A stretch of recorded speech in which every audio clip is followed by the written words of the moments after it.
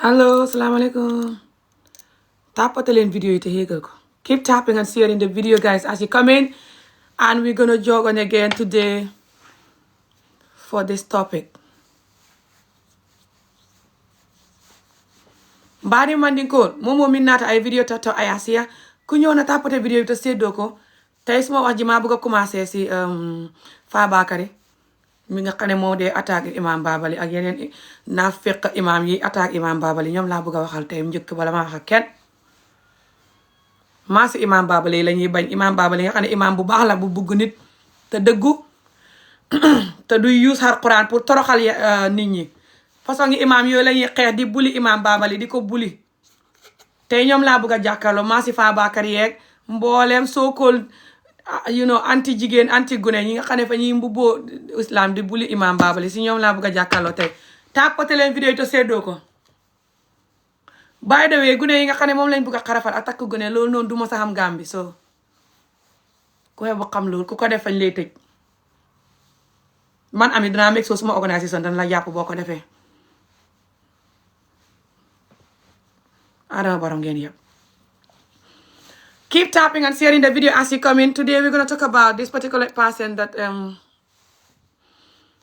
is attacking one of our good imam in Gambia called Imam Babali. But he's not just him. The other people that are attacking Imam Babali. But this particular guy, I want to talk to him, Imam Babali or no. He's called Fabakary. And I'm going to play some of his videos for you to hear how he talk and his voice. And so you can see the pain and trauma in him when he's talking. This guy with the orange dress, okay? You can see how they torture him while he was trying to learn Quran. And I'll explain to you how they torture people in places where they try to learn Quran in Africa, okay? Africa, when they're teaching you Quran, how they torture you and ruin your life. I'm going to discuss about that as well. And you can see it in the voice of the people that are talking for the torture to continue. Okay, guys, I'm coming. Keep tapping and sharing. Back to work again this morning. Keep tapping and sharing. They hate this type of work and they're not going to call it job.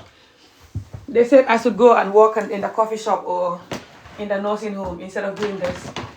So that they don't have to hear their bad deeds, so they don't have to change, so we can continue suffering.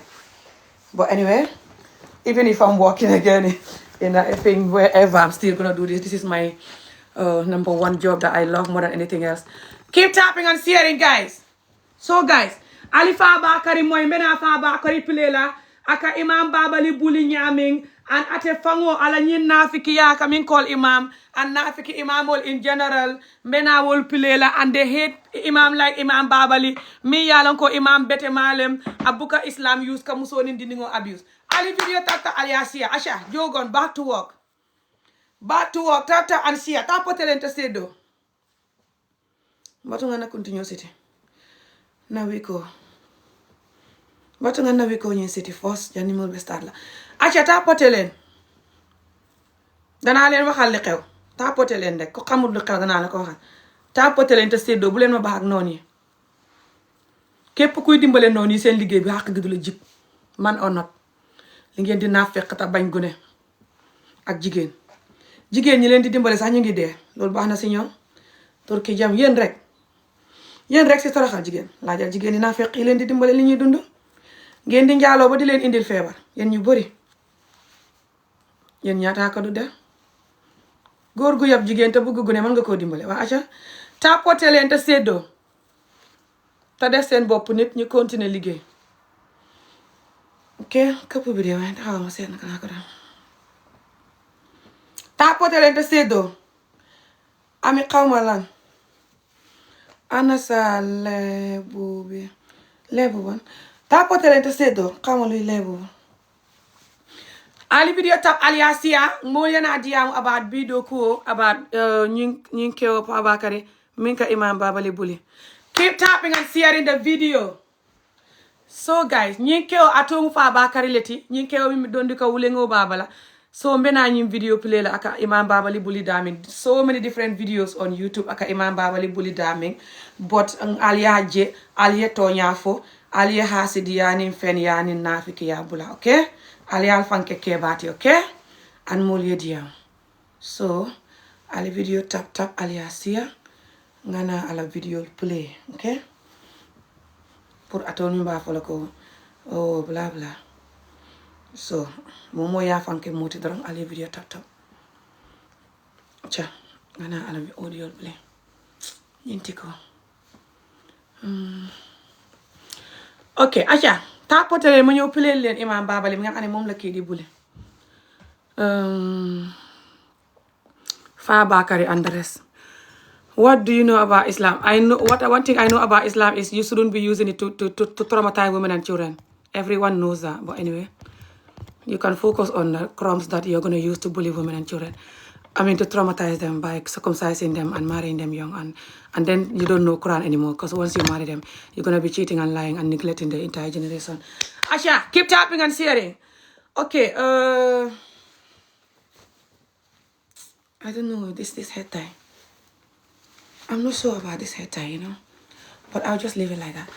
Asha, tapotelen ta sedo video. Nehuma di len gis de. Wa, Asha, tapotelen. Now, I'm going to play Fabakary. The videos aka Imam Babali bully damning. So many different videos. Just because Fabakary, he's traumatized, sick, wicked, and making sure that the trauma is going to continue for every single child, especially in Gambia. And clearly, he knows that the trauma is not working for us. That's why he is the way he is. Okay? So, I'll play one of his videos right now. Keep going, guys. Thank you so much. Listen to his voice. Listen to the voice he's using talking.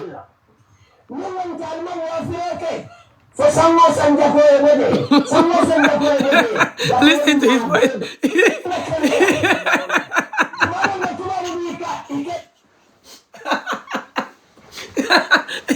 He's actually talking about Allah like this, guys. He's actually talking about Allah. And he actually wants people to listen to Allah and do what Allah said and just be nice, kind Muslim, okay? Even if you don't understand English, just listening to his voice, okay? Listen to his vocals of his voice, the vocals of the voice. Just listen to his voice, okay?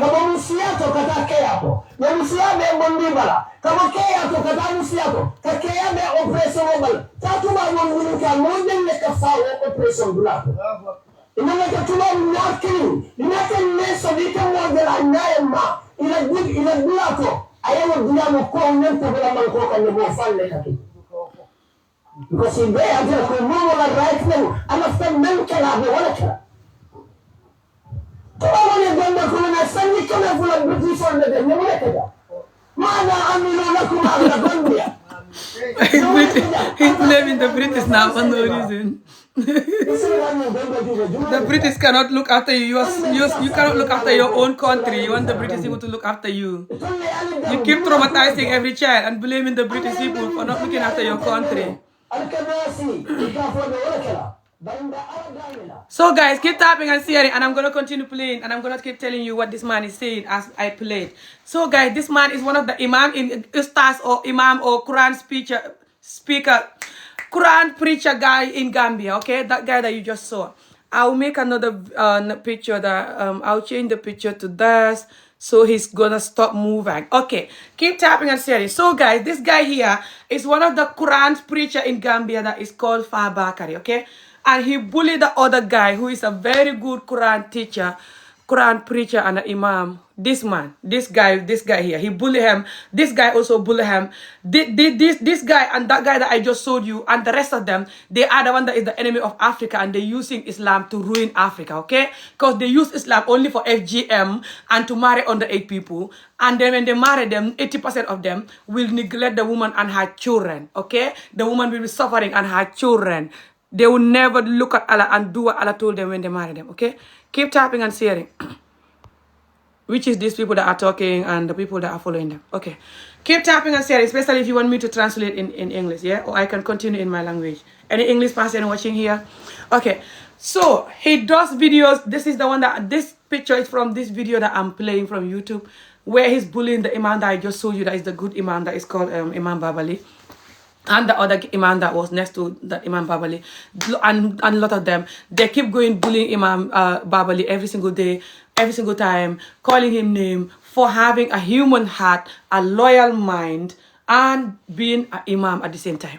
Because then they use the imam to isolate the religion, to isolate people who don't agree with them or other human because they're this, they're that. For example, he said there was a donation, some money that people were supposed to share, something like this, among the needies.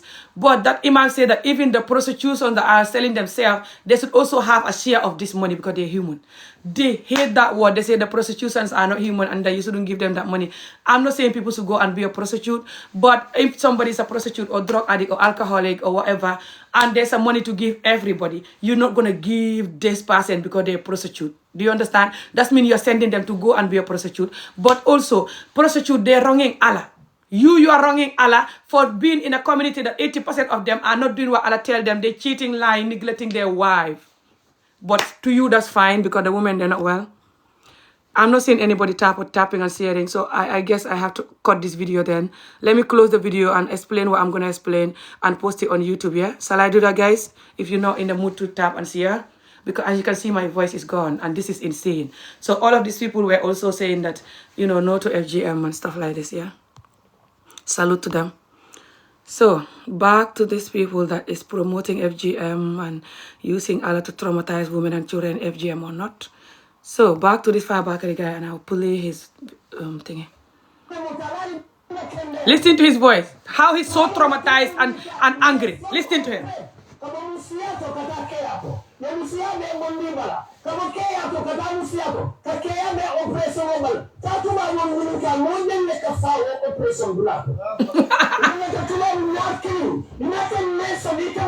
Now listen to what he's saying. He said, people that are saying that people should not FGM the little girl because they might lose their life. Keep tapping and sharing the video. He said, those people that are saying that they're lying and that they're bad and that they should go to the Western world and look at people who are doing operation because they're gay, they want to be a man or a woman and they try to change their private part to something else. Look at how they die from doing that. And the United Nations and the activists, they're not talking about that, but they're talking about us putting the little girl down and chopping her clitoris. So they're comparing to someone who is an adult. Me now, I go and have operation for whatever I want to operate, whatever. They even mention this and mention people who have piercing on their private part. They say that if people can have piercing on their private part, then people should be able to chop the little girl clitoris. One guy in Sweden here who is called Sorty Jamme, he does a physical video. He lives in Sweden, working in Sweden, have his children in Sweden. For years, he did a video speaking in Mandinka, which he will never speak in Sweden, talking about how he promote FGM and people that are even having pieces on their clitoris, they're also abusing their clitoris. So you are allowed to abuse the little girl clitoris and chopped it. He made that video and posted and make a live video saying that all of these people some of them are abroad, some are in Africa, they will say everything to make sure that they put the little girl down and chop off her clitoris, guys. Okay, keep going. I'll play what he's saying. Keep tapping and sharing. Thank you for donation. Thank you. Keep tapping and sharing. Okay, so ngeen bëggee ma wax Wolof ngeen tapoter danaa wax Wolof. Okay, keep tapping and sharing. So he said that people abroad, they're gonna do whatever they want and nobody's gonna say anything. But if we're doing what we want, you're gonna condemn us. But the people abroad, what they're doing, they're adult. They're choosing to, for example, be gay, lesbian, or go and have operation to change their gender. That's on them. You are choosing to put little tiny girls down and chop off their clitoris and call it culture. That's abuse, okay? That's abuse. You cannot change that word. No matter how angry you are when you are told what you're doing. If you hate it that much, stop it. It's called abuse, okay?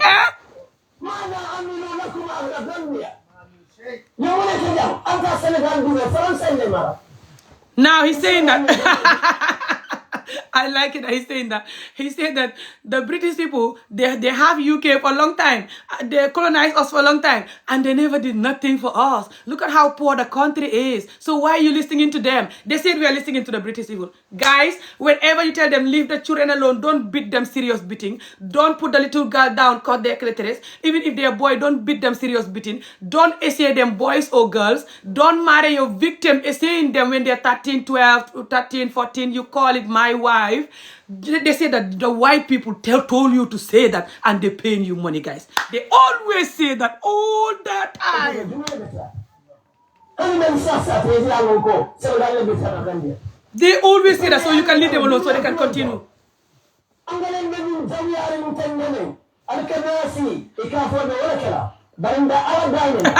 They said, look at the English people, they're so wicked and evil. And you're here and you're saying you're going to listen to them and tell us to stop chopping the little girl vagina. We're not going to listen to them. We're still going to chop the little girl vagina because they're doing whatever they want in their country and they colonize us and they're not helping us. These people are still blaming colonization of 1 million years ago and slavery and the white people take diamond, blah, blah.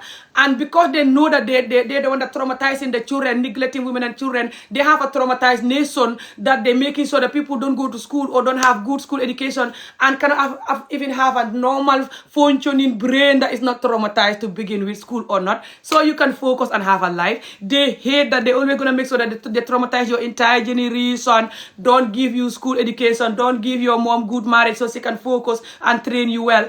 Especially in Gambia, 80% of them, this is what they do. Mandinka, Wolof or not, FGM or not, but then they say that, oh, the white people don't look after us, oh my God.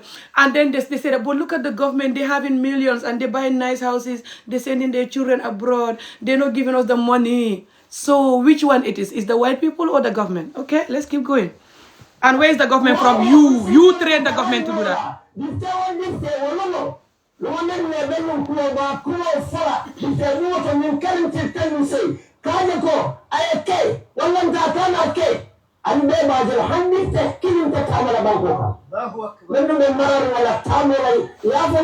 Oh my God.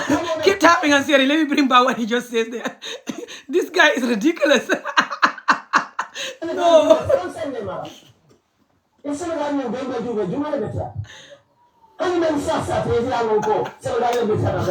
Oh my God.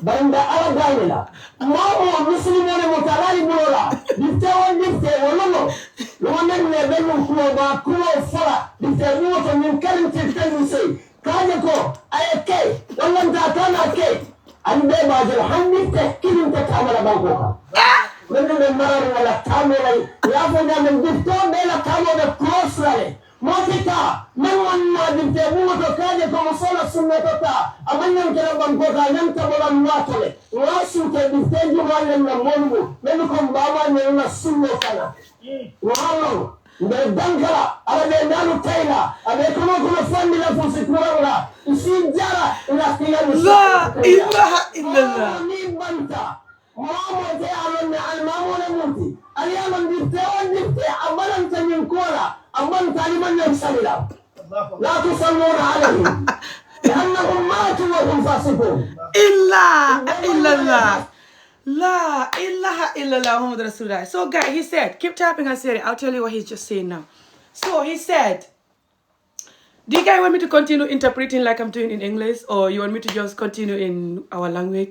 Keep tapping and sharing. Ngeen bëgg ma wax leen lu muy wax ci Wolof wala lan tapoter leen ko bëgg Wolof na bind Wolof joxe leen ay xol tapoter seddoo danaa leen waxal vidéo bi pour lan la surtout sénégalais yi ba leen soxot jóg leen tapoter dimbale du na rek sama baay sénégalais la waaye man Sénégal bu xamee lu bon lu fay xew surtout ci jigéen ak gune may jóg wax ba sama baat bi dee.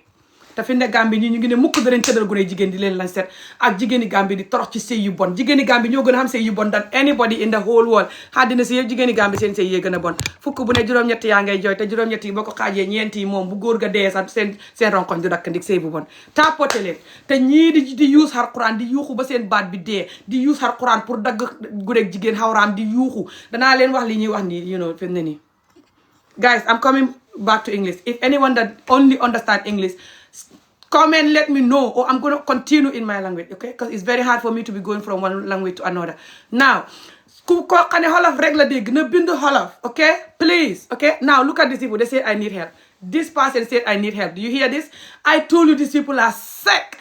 So how this person is saying that I need help for saying, leave the little girl vagina alone, don't cut the clitoris, and calling it Allah, and you don't care about Allah. They said, I need help for saying that. Them that is making sure that every little clitoris is gone, they're fine. Okay, keep tapping and saying, okay. You are doing great, job. Thank you so much. Okay, so do you want me to speak English or what? If anybody want English, let me know. So, guys, he said, if anyone in the parliament do not want us to vote, anybody in the parliament that vote no, for taking of the clitoris, you are never going to be alive again. We will make sure we pray, do all we can for your eyes to break, you to have bad life, something can happen, or we might even just vote yes, and that's it. Every clitoris have to be gone, and that's it. That's what he's saying right now, okay? Asha, keep tapping and sharing. Now look at, he's so angry when he's talking. He's so angry and miserable. Gana ya bondi na duwata kwa ta kalaje kenin ke futu usuli musiya futu ko na kala ya mano ya fola fannin ko la ban ko ta sonna kenin ke futu usuli musiya ya futu. So kenin ke futu is man and man to get married. Why? Just the way he's so angry and traumatized by the system, and he's making sure the system keep going, is what's making me laugh so much. My tummy is so... People, guys, thank you so much. When these people are learning Quran, they beat them and torture them, beat them and torture them, beat them and torture them for years. Especially in Africa, when they're trying to learn in Africa, like Gambia and Senegal. Some children unalive. Even when I was in Gambia not long ago, one of the child is disabled, unalive from the place he's trying to learn Quran because of the torture and punishment. They all the time unaliving children because of the torture and punishment. They all the time essaying children. If you know the amount of essay and beating and torture and bad conditions, they kept these children that are learning Quran in the daras of Africa, especially Gambia and Senegal.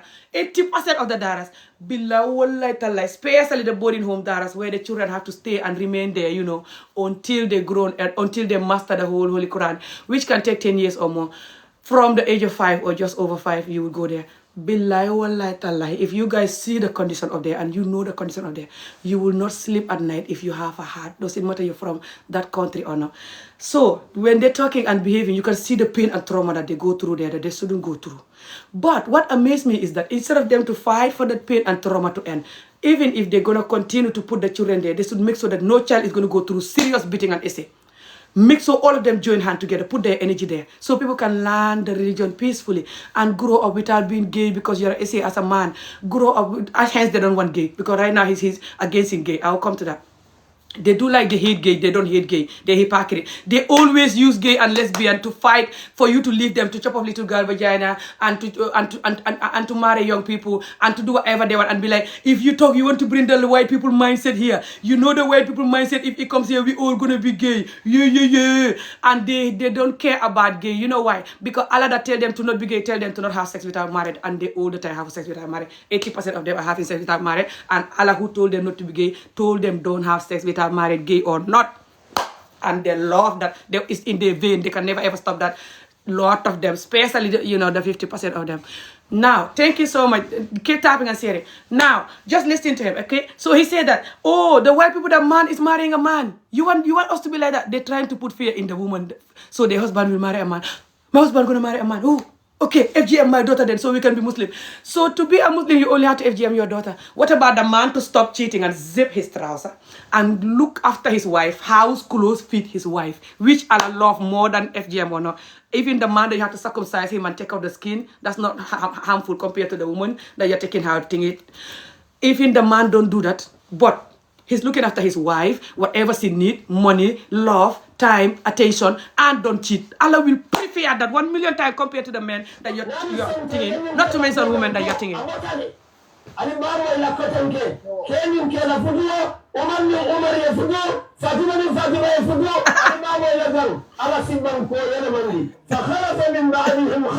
Now he's saying that he's saying Fakalapin, I don't know what. He's saying that if you guys continue allowing stopping us from FGMing people, that means we're not Muslim anymore, and that means we're gonna have the white people mindset. And when we have it, Fatima and Fatima will get married, Omar and Omar will get married. No. Okay, keep going, keep tapping and saying. It's serious. La ilaha illallah. No.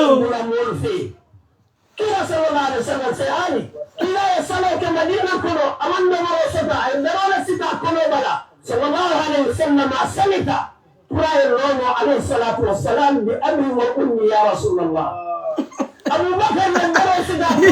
Now, I like it that he said that because they don't do that anyway. Keep tapping and sharing. He said, thank you so much, guys. It's so funny and sad, but it's ridiculous. I'm laughing at his energy, like the way he's talking. You can see the pain and tears in his eyes, the trauma that he went through growing up in this sick society. And instead of him to face the trauma, he's going to promote the trauma. So, now he's saying that, you know, that the Sallallahu Alaihi Wasallam, you know, he used to pray so much that he cannot, and he doesn't eat, he doesn't take a break, just continuously praying, and he's so hungry that he have to put a stone on his stomach, tie a stone on his stomach to help him to be able to stand up, because without it he will fall. That's how much he was so good and, you know, and doing good stuff. They never ever will pray until they tie a stone on their stomach though. Themselves. Did you ever see any of them doing that? Kila kola televisa tadafu walbeti kila la mantokoro. Umari mbero sida kono bala. Radiyallahu anhu. Abu Bakar kola kila la mantokoro na televisa tabeti. Amanta tasalima domuro te kono. Demne mo nundu wa tembero sida kono bala. Ikono koroso. Kila tata so. Sungaro kono. Akatili wala wala natu wala Abu Bakar domuro se fai ka fa siyawu nisa. So no. Jina ya tumaja. Wotija. Anga nina kinota la nusu. No na fumbata kole ya kola. I'm dreaming. Mo me da hani ko tamano wone bakolo. Eduwalo ye kole da tumaru. E ko mena da me da wota do morola. Ai suwole mo. Apare da se ali ya me fula. Wa fula zambe da fo kole ya. Ite da kalaba. Ida fo se kole ya.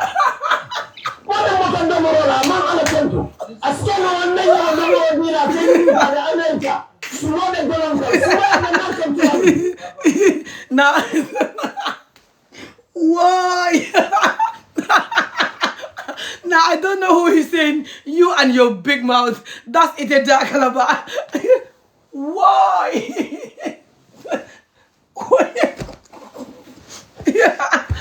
Why? I swear to Allah, if you want me to send you the link of this man's face, I'll send you it, even if you don't understand Mandinka. Just for you to look at the video, the pain and trauma in this man's eyes when he's talking, the suffering and the anger. You can see that he was beaten and tortured growing up so much that he should focus all of this epic energy on that to stop for young children. But no, he's making sure that every child is going to repeat that. Oh my God, I'm done. Keep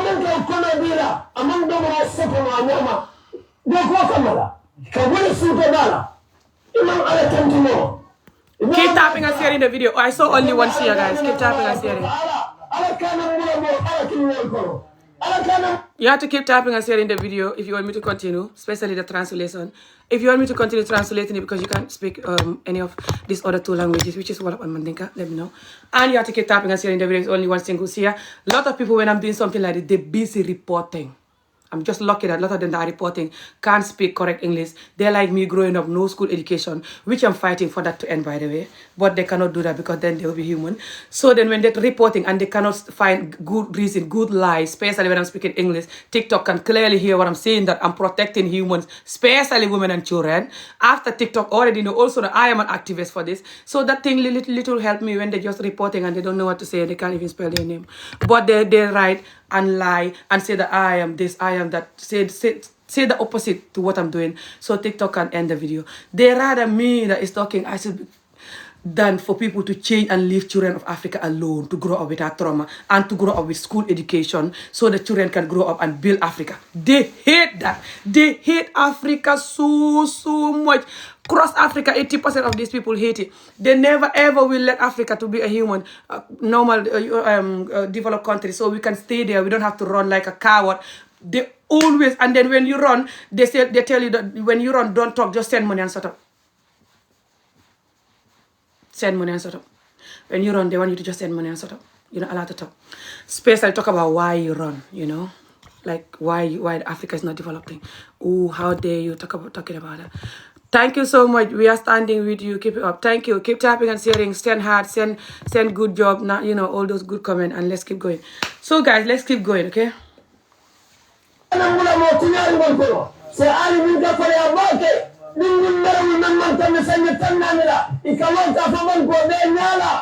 وصل سنة دم على كل ولد نمو تيارين نمو تيارين اللهم دمرهم تدميرا اللهم لا تقم لهم حجة ولا ترفع لهم صوتا في هذا البلد إنك أنت العزيز الحكيم ما إيديك سارة أميرا بمنكم هناك بمنكم أساء أنا بيتي يا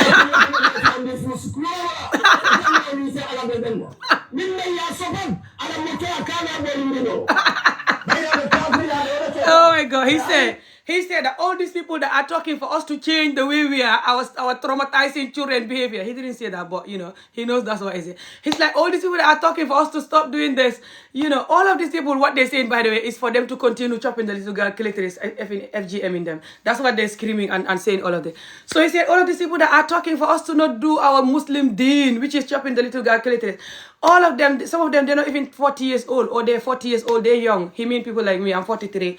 He said, and we're going to pray for Allah to punish them, for Allah to break their eyes, do something bad to them. We're going to pray for them, for something bad to happen to them. They're evil, they're so bad, blah, blah, blah.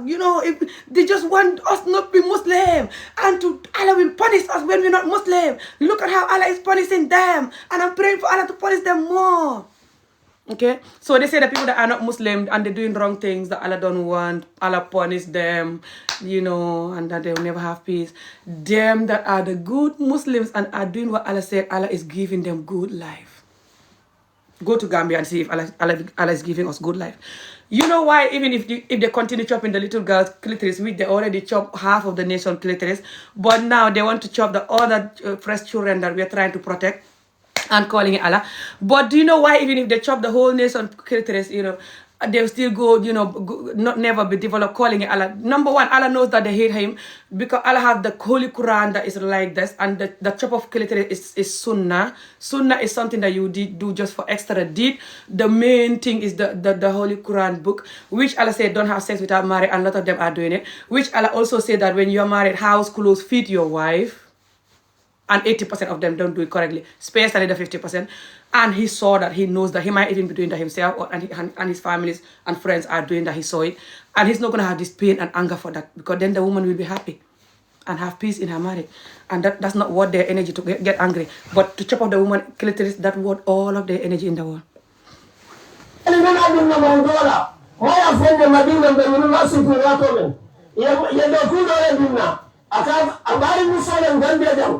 Another bathroom factory.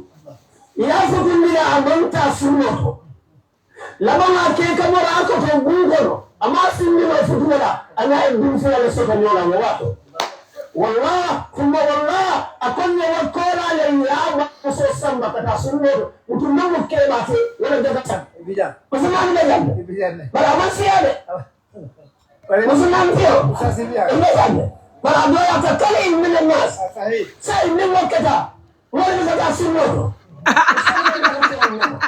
Yeah, I've made you a moderator. Keep tapping and sharing. Are they going crazy? Yeah, you can meet them. Now, listen to this, please. Keep tapping and sharing, guys. It's only one share still. It's only one share. I am so it's not only one single soul here with a blood. And the rest are, pardon me, the rest are hypocrite, wicked, hate women and children, using Allah to make sure that they're going to traumatize women and children, give them unnecessary pain, something as serious as chopping of the little girl clitoris, and call it Allah. But you never look at Allah to stop cheating and lying when you marry her and look after her. How can you agree with that? Come on, let's tell the truth. You're not human, yeah? But anyway, so he said there was somebody that was married and she's not FGM. Like me, I'm not FGM, by the way. Thank God to that. But I've been through the underage arranged marriage, so I know the pain. And they want to remove the ban on underage arranged marriage and FGM.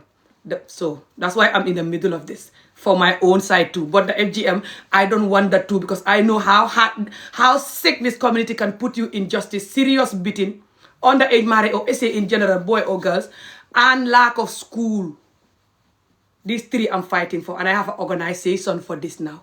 So you can't stop me. Even your father and your president cannot stop me. He said that woman that is FGM. Sorry. Yeah, the woman that is FGM, you can easily satisfy her. It's fine because she's not going to need sex. the woman that is not says FGM like Ami Job, like me, he said. He didn't say like me, but he said woman like me. He said there was a woman that was married, and because she's not FGM, her husband had to run away from her every time in the bedroom. And they had to furnace the marriage furnace because she cannot satisfy the woman. Women that are not FGM, they're unstoppable. No one can satisfy them in bed. So if you guys want us to leave this woman alone, they're gonna be running after us and like, give me sex, I need sex, boy, sex. That's what they always say anyway, not just him, but let's keep going.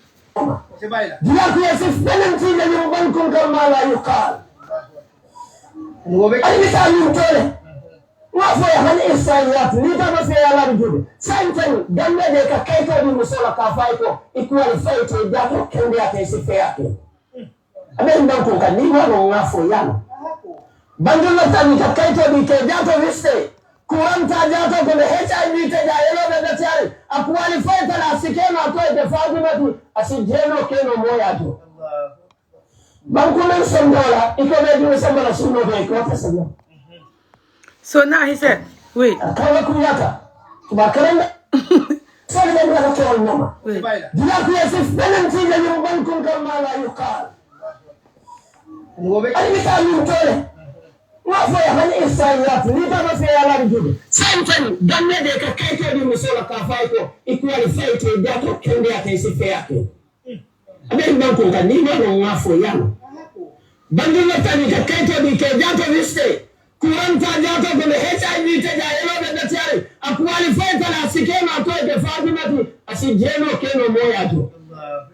Okay, so he's saying,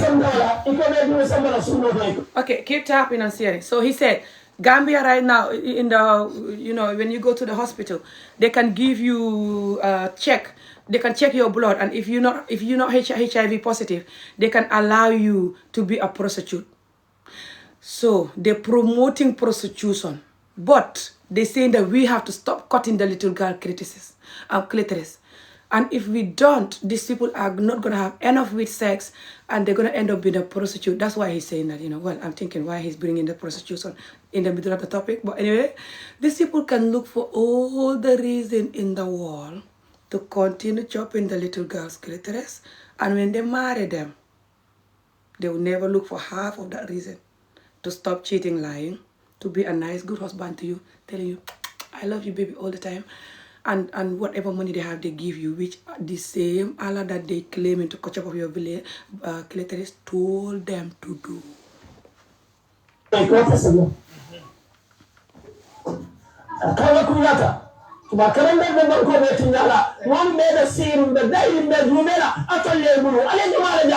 So they hate learning English, French, or any European language. Why? Because the European language will teach you freedom and justice. That's the only reason. But they don't call it that. They call it. They want the European, language people to learn it. English or French or whatever. So we can have their mind. So we can be gay, prostitute, lesbian.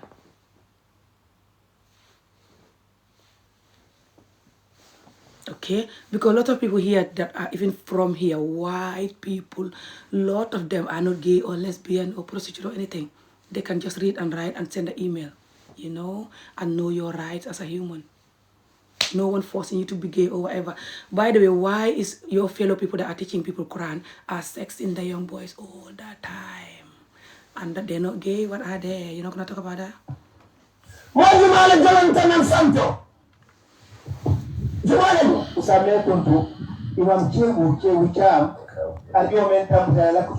Keep tapping and sharing. Thank you very much.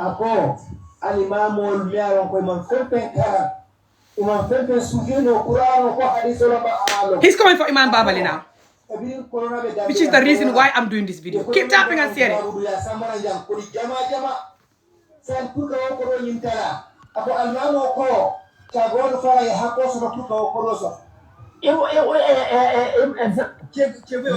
Listen to this.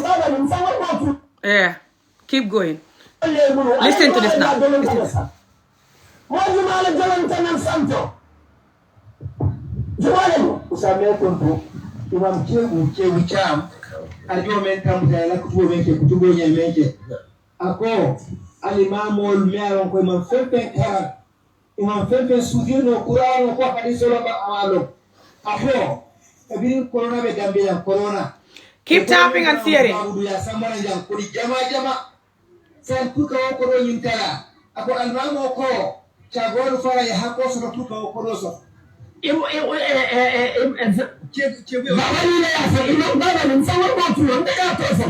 hear it?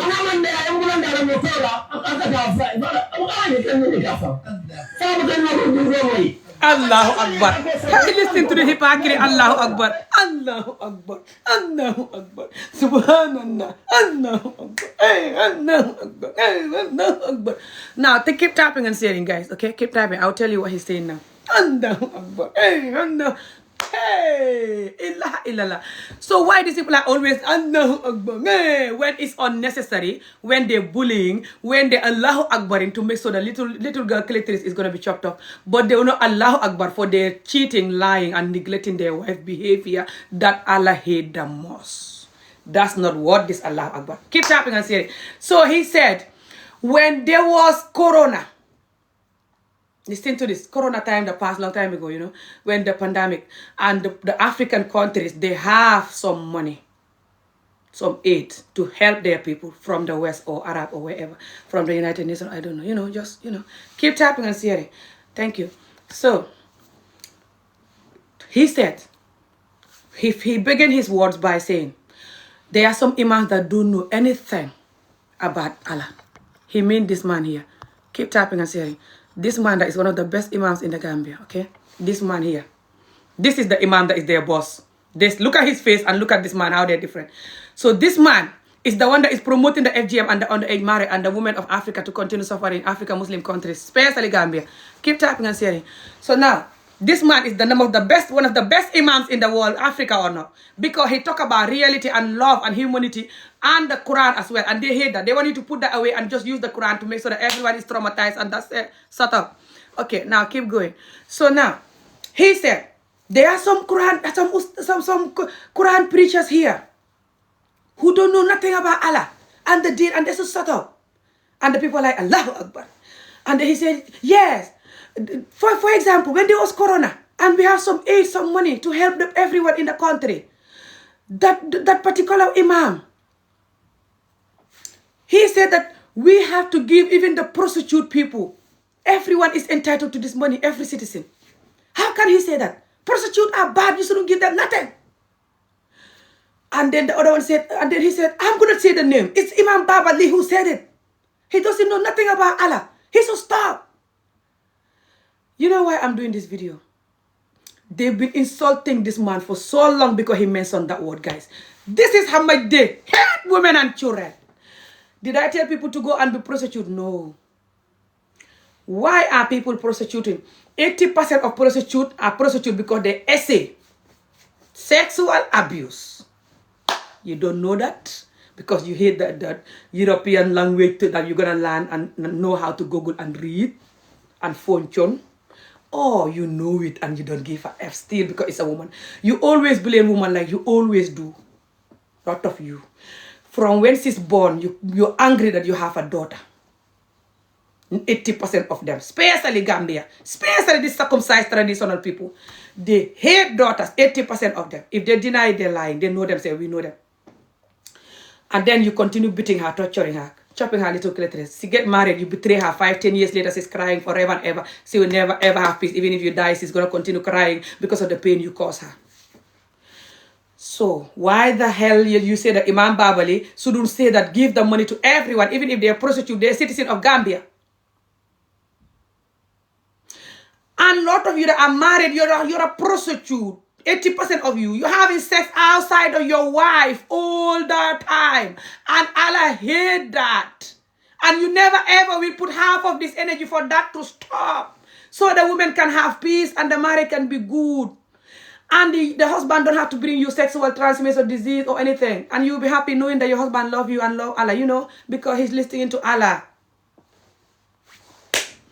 Leave this imam alone. He's your father in this job. You cannot do what he's doing. You're too weak to do it.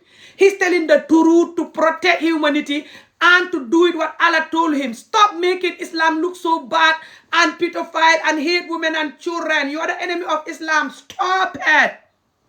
Okay? Nah, keep going. I'll bring his picture back. That's him, this man. Okay? That's him that talking. That's him that is the one that saying all of this.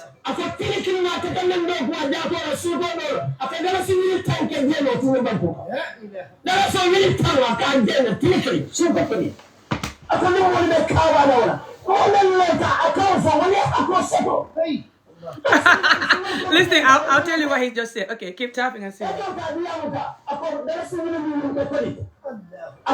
Listen, I'll bring it back.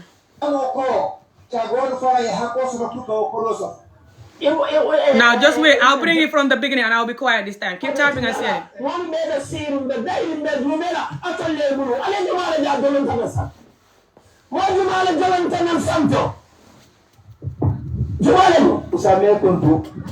Exactly. Nobody Jolon from Santo, including you. I'm glad you know that. Keep tapping and saying.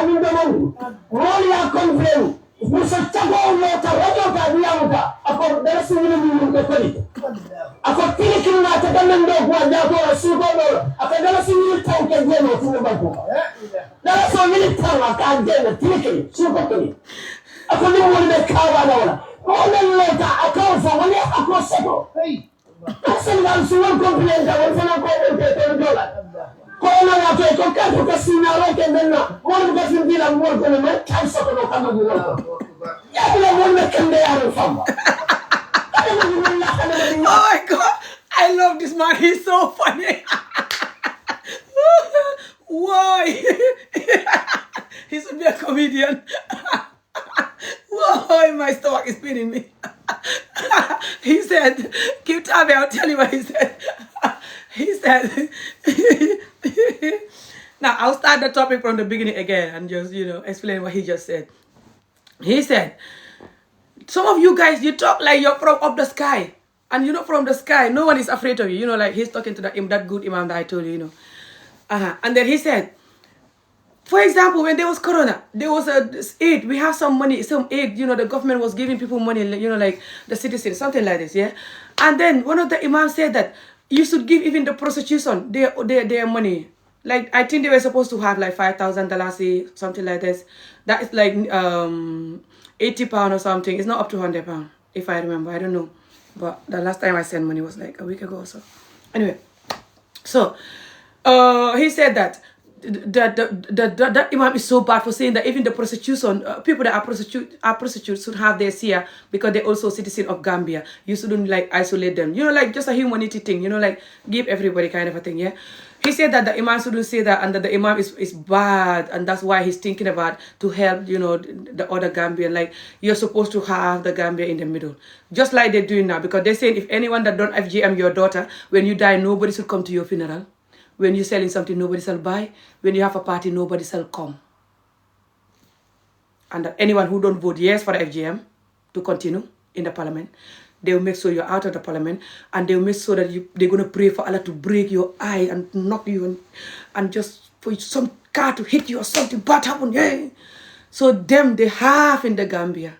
So they want the imam to have Gambia too.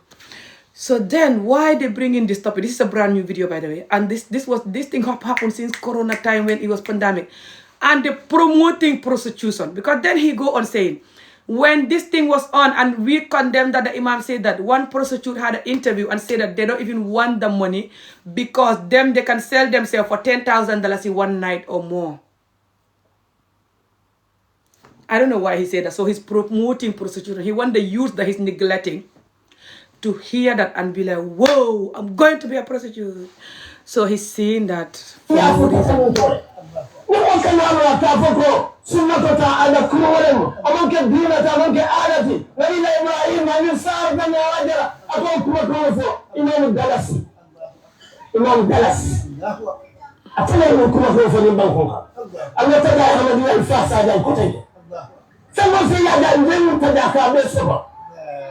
Nah, they don't care about the Laila, by the way. They're funny. Oh my God.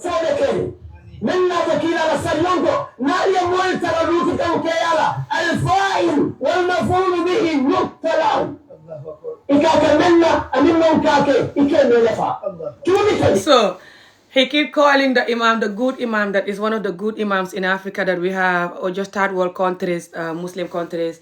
Those imams that don't just use the religion to torture women and children, you know, the Imam Babali, that doesn't agree with the FGM, which is why they hate his God, just because he doesn't agree with FGM and underage marriage. That's why they hate him, nothing else, okay? So he said that that imam is a money imam, that he's talking for money, that the people pay him to talk, the Western people and stuff. They call everyone that you're talking for money. Me, everybody else is talking for money. But they're not talking for money. The Arab people don't pay them. If the Western people are paying us to talk to protect children, then the Arab people that you're using the deen from their countries, a lot of you learn it from Arabia Saudi and stuff, by the way. They pay you a lot of Arab money. I don't know what their money is called, you know. That's why you're talking, so the woman can be traumatized and use Allah and children in general. Keep tapping and saying. Thank you for so much here. You have to keep tapping and saying. Nemo tara mutu kan ke ala kenu ke de tulunna e ka faale tumiteje nemo tara mori ala be mokko tekan e ka faale tumiteje min tan fula min mas'ala tan fi sharia tawba teje ni e mutala nemo ani muta do mandi me tumila min da ke ko den al fu ka wahida ka famali ba akawoto o to be ala da almane banko tamba. Oh my God. Ni ala ye banko tanka wale mu ala ya bulaka ala use ka dindingol ni women traumatized. Otu mole ala ye banko tanka. Ni ala ye banko tanka. Wale mu atol ye banko tanka. Atol lebe banko tanka. Not ala. Ala ye already sondo modi molye. Aye nungo di molye, aye nyadi molye and da and bulo and singo. Pour ka fan tanka ka bori ka tama ka fengol jikalo nyimoto leti moto nga careful ka fengol moy kala mo okay you know ka just you know okay but itele balanta ka okay Africa ala bula ka fo ala wala tubabo wala Christian nanga wala tubabo no ala is for ite sali kana jeno ke kana ila muso batandi sutu kewo I love ya kanu ya balafa ye kain kodo ya soto ya nati pour attaining ala dingol ya close ya house ya feet ate jaxle la because of ndawlom kodo man si ate lala sito kana sino because dingol nyanta saldo ndiko soto la an kema babulu but kema kodo is for musudo sunkuto wala musudo manyo no kema be ala respect la be wot kala timaya musobe happy la be sino la molbe ba fala kare kema be ter. That is Muslim keola doko and kasali katonyafo ka Muslim khaftan dum comme itele yela khaftan du nyami dondi ka betema Muslim muso fanan di same kam kasali katonyafo ka Muslim dondi ko dum everything cannot jeno you know ka ke good Muslim ha but not Islam is for nga muso la jankuntu by force pour ay dimi soto warante pour akana ñoko de like you have to teach the woman why they shouldn't go and nyokode with people that they shouldn't nyokode with, Muslim or not. Hani tuba bol minu kendiata. Ibuka ke like that. You can't learn the damage. Isi sasa no, and you should be you're gonna be addicted to it as well. And isi sasa no, hani ne amari man sasa. Yellow jama ya kafu ibala ke ole musole mo. Ika ni dunta musobala. Ala yellow ane ila yellow ka mix. Sutu ni man condom dum. Muso fanan di same. Hani ni amare kende ata man sasa yellow jama ye mix ni ila yellow is not good hada madingo hani ila daji fenketo daji o yellow lem anin yellow jama mix is not good ta karango ikafo mole ya bula nyin karango wole mu solution ti plus you can karan this also narol jang wol ya min yalon wolle ala lon katambe ite ika ala karanka angale ka ngo karan ila dingol ka ibadu ka mura assalamu alaikum ibuka ifim mo nyaaje tubabu du jang hani tubabu dol ika islam jele surtout ni man ñing side of islam long ñin na yatina mol buka keno muslim okay som tubabol minu ko wala sidol minu ko dum islam surtout tubabol ka islam video bete malje la ilaha illallah you know just the woman have her hijab talking about Allah nice you know they think I want to do this is nice but ni dunta je ñin sifaje ka the woman have her hijab talking about Allah nice you know they think I want to do this is nice but ni dunta je ñin sifaje ka Fatou is he gone or what? Oh my god sorry keep tapping and sharing I'll explain mena ma nekk nga sorry Fatou she's gone or what? Oh my god this child ali botun kanale ko tak tapotele ma ngi nga sorry Fatou she's gone or what? Oh my god this child ali botun kanale ko tak tapotele ma ngi she could have asked me before she go and she would take the £5 but now she went and then I have to transfer the effing £5 on her bank account. Keep tapping and sharing. Okay, let's continue.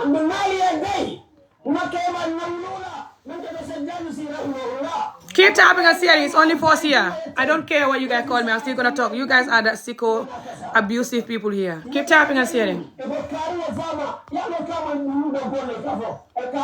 Sister, are you normal? No, I'm far from normal, just like you. They make so nobody's normal. You're not normal too. You might pretend you are.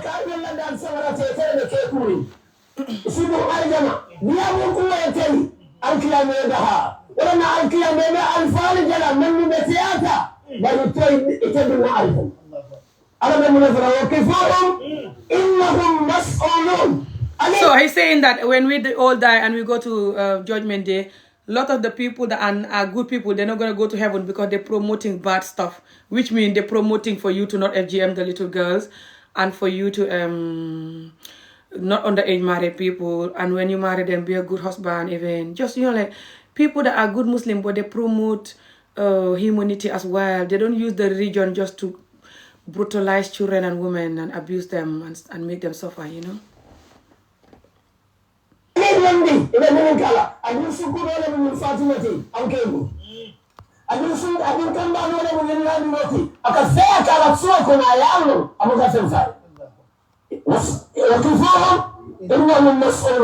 I know, right? Very wicked.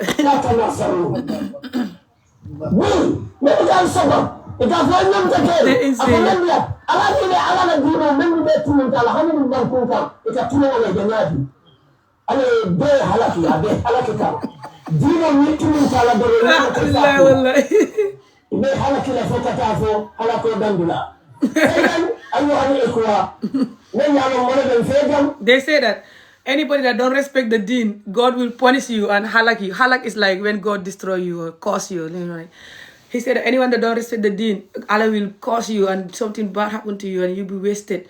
Look at the people that are disrespecting the deen. How much Allah is wasting them, how much they wasted. Them, they respect the deen, but the only respect that they have for the deen is to use the deen to chop off the little girl clitoris and nothing else.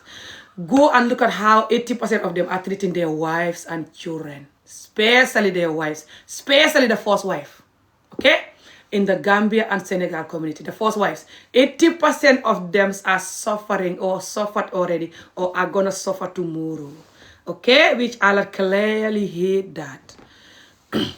But they're not gonna use Allah for that at all.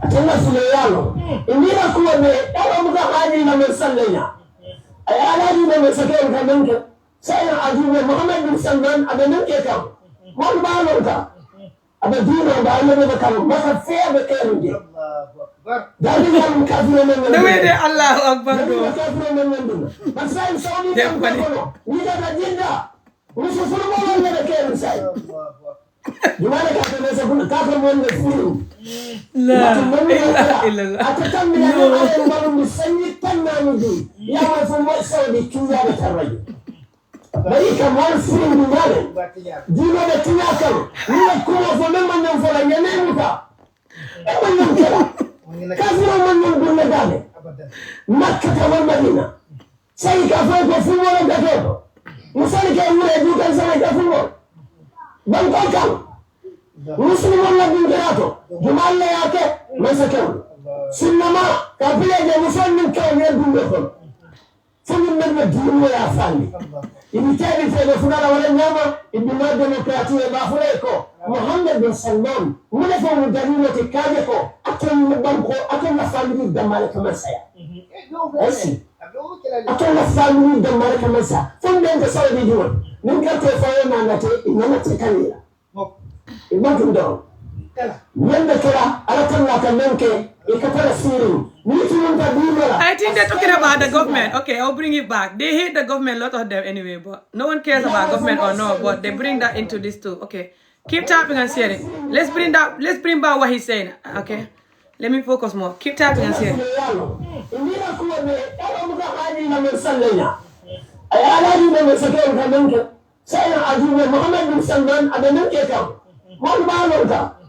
أبا دينا وبعلم بكلم ما خفيا بكيرنج دابي يا مكافر من يندنا مدينة كافر من يندنا بس سايم سوني بانكو كنو نيجا بجندا وشوفوا ما ولا بكيرن سايم جماعة كافر ناس يقول كافر من الفيلم بكم من الكلا أتتم لنا على المرء مسني تنامي يا ما في سعودي كذا بترجع bari ka mal firin du male dino de tinakal ni ko fo men man non fo la nyame muta e man non kala kafiro man non dunna dale makka ta wal madina sai ka fo ko fu wala da to musali ka wure du kan sai ka fu ban ko kan muslim wala bin garato jumal la yake masakan sinama ka bile de muslimin ka ne dunna ko فمن من الدين ولا فاني يبتدي في الفنان ولا نعمة ابن الديمقراطية ما فريقه محمد بن سلمان من فهم الدليل تكاجكو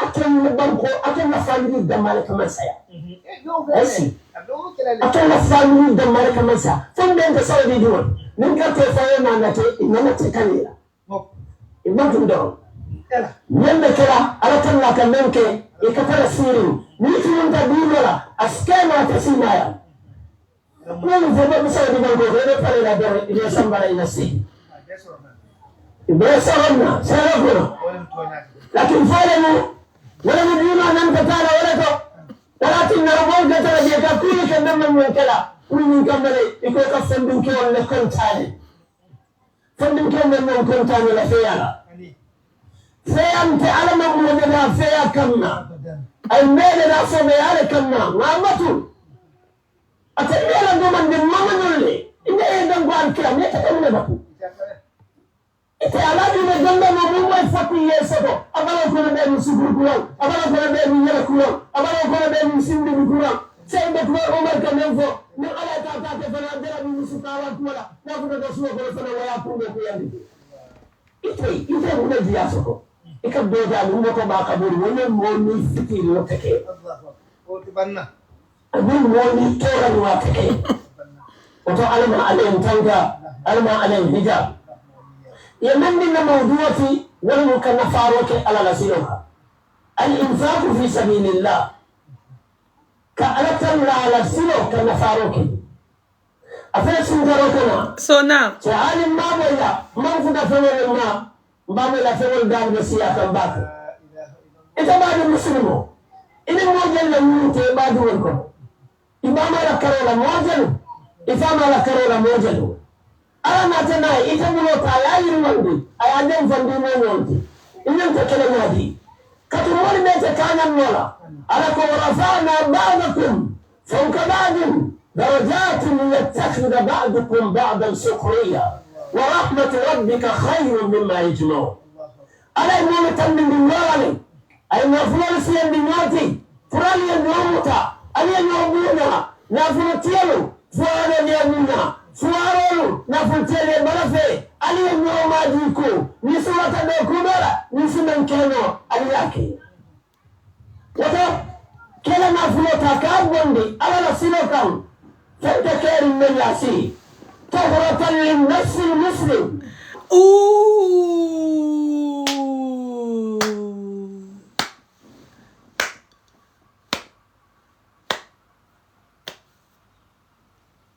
He said that they want to ruin the deen, like the Western people.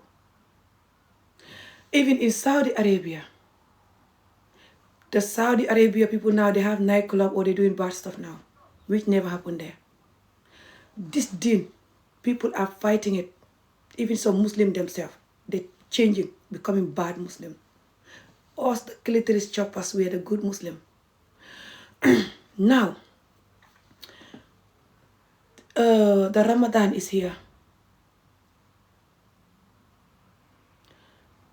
Remember when he said that the Imam Babali, that he's always attack him, that is making me do this video for him today because he always attacked that Imam.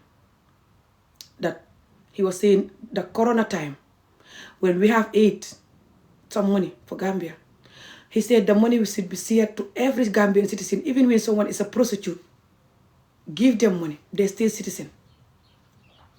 He said he shouldn't say that, he's not a good Muslim. That's why he said that, because the prostitutes should be isolated, they're not Muslim anymore.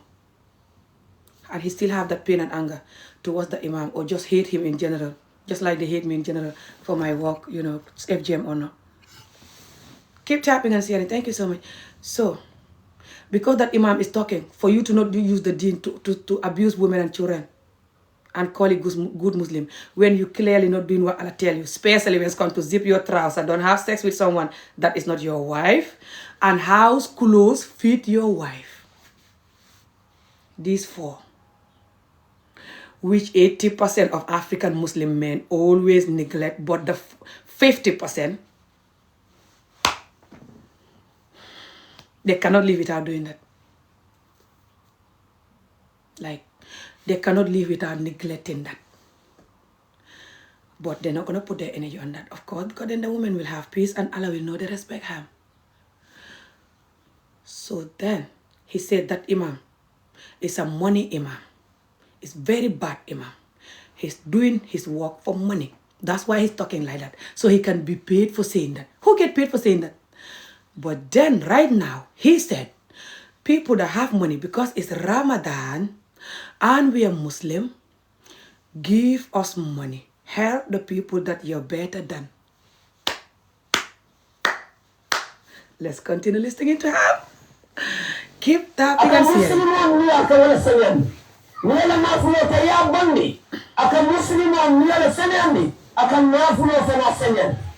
Imagine Yamato. Yamato and the Sunnah. Yamato and the Sunnah. Ananta Hijra. Don't meet him. Don't worry when he says to go and walk. Don't meet him about that. I'm walking. He just don't like this walk. Don't meet him for that. That's not worth meeting. That doesn't bother me. I work. And I'm not responsible to help any family. I'm helping, but I'm not responsible. No one is helping me. No one ever helped me. And I'm not forcing people to help me. I'm managing my own life. Everyone should manage your own life. I'm not responsible for no one. But don't mind them. They're going to look for silly things to insult me. Listen to this. Listen to this man. Listen to this man that is making sure that not just he's going to help people to suffer, but he will make sure if you don't help people to suffer, you're going to be punished for that. This, you have a man like this. You have elders like this. Leaders like this. And you think you can insult me for helping people. So you know what helping people is. The number one you can help someone with is to make sure they grow up without no childhood trauma. Doesn't matter they're a boy or girl, Allah person, Christian, non-Allah person, doesn't matter who they are. Just don't sexually abuse them, essay them. Especially when you're marrying your victim 13-year-olds and call them wife. so you don't go to prison. Don't chop off the little girl clitoris. Don't beat children severe beating, and give them school education so they will know how to protect themselves from people like you. Allah or not, people who like to hurt people, manipulate them, torture them, and so they can be able to have job that they can help you with, that you're asking for help and you that asking me to help people. So why didn't you give me school when I was young and give people like you education and give people like him education so he doesn't even have to need the help to begin with? Yeah, effing asshole. You think you can help me? You cannot insult me. I have this whole community to deal with. You just don't like this job. This is the best job, more than your president job. But you know why you hate it.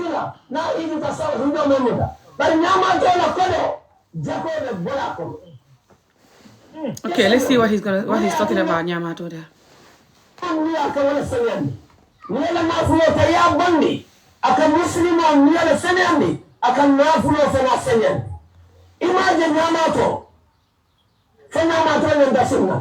Okay, he said that a person as a Muslim, you're supposed to take out your money and give it to people that you're better than. That's good for you to do as a Muslim, and it's going to make you a good, kind-hearted person. It's going to clean your heart. It's just good for you as a Muslim to give your money to people that you're better than.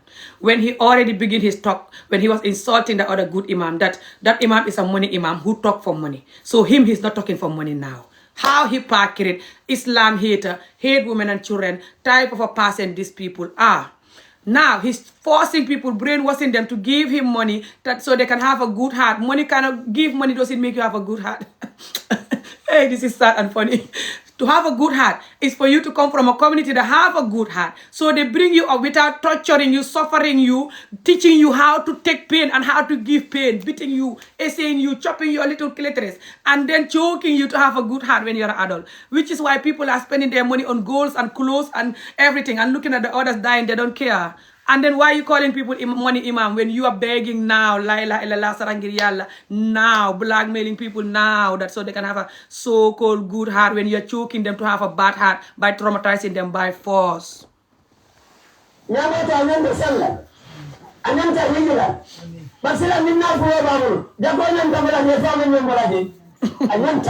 done with these people.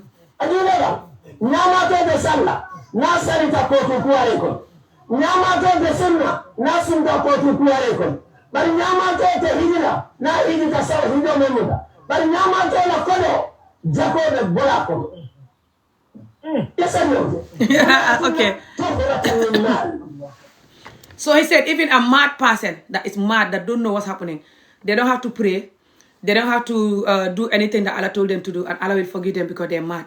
But their money, people still have to take from their money and give people that, you know, he's better than, because if not, Allah is not gonna happy with that.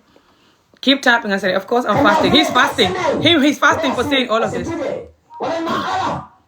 I'm not fasting. He's fasting. Keep tapping and sharing the video, guys. 4 of you sharing, that's not enough. I need you to keep tapping and sharing, especially before you want me to before I continue. He's fasting, and he begin, before he starts saying all of this, you hear him calling Imam Babali name, insulting Imam Babali, saying Imam Babali don't know Allah, and he knows Imam Babali know Allah more than him.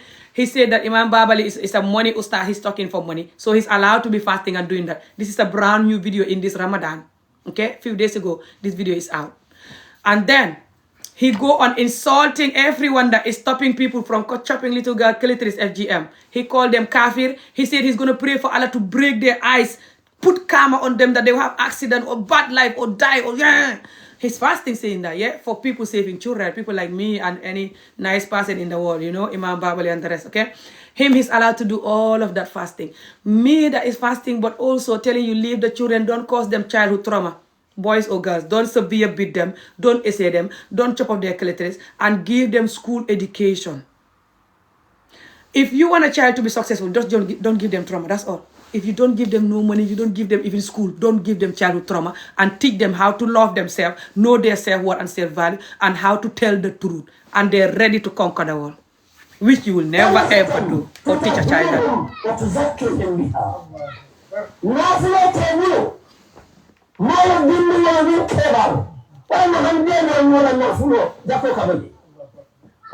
He continued to talk for people to give him money and the rest of the people. He's continuing to ask people money, guys. Unreal. I can't believe he's asking for money like this. Why?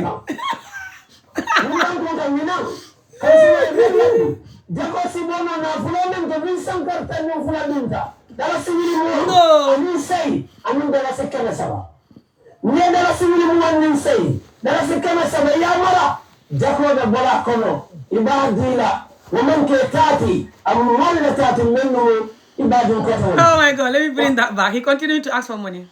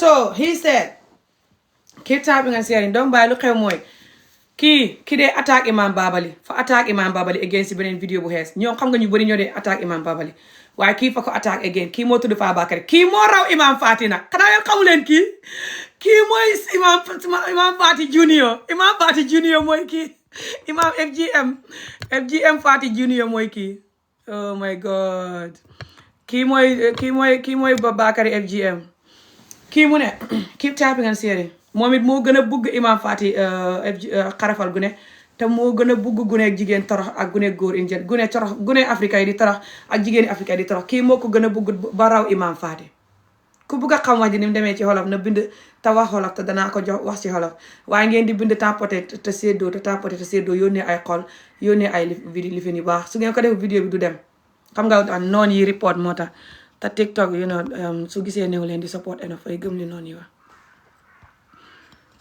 so sister Jambo Imam Baba Oustaz Ba Imam Babali la kii di attaque again si vidéo bu xees bi mu def nii mu ne Imam Babali lu tax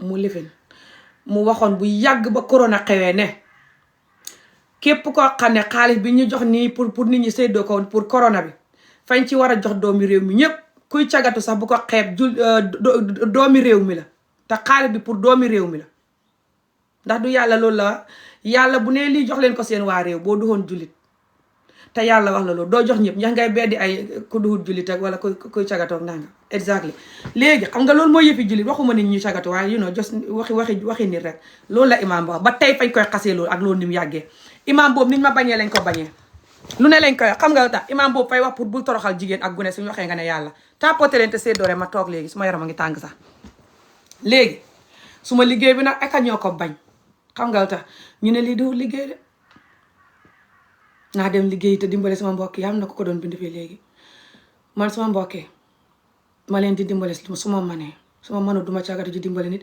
duma dëkk ci fompam màggatam fomp taati màggati tubaab boo xam ne bëggul nit ku ñuul di ko yónnee Afrique ba di sëgg ba su ma ndiggali dem su ma koy fomp mu naan ma sileef nii nga génnal fii di ma tëfli liggéey naa loolu xam naa ko pour yónnee Afrique yàlla santut ma loolu man kenn mosul maa dimbale Afrique mosul maa dimbale te forcé wu ma leen maay dimbale sama bopp ma duyee gu nekk tey ba ma dalee xenu di dimbale suma yaay jaay aka di dimbale suma yaay wal tabaa jaay boobu xaw ma fukki at suma yaay ba ma gëjee jëndal complet man xaw ma fukki at ba ma dalee sëppal suma yaay saako maa la xaw ma ñaar fukki at demal dimbale sa mbokk yow wala nga dimbale ba dimbale suma yaay ñoom nañ dimbale seen bopp kenn mënu leen a dimbale by the way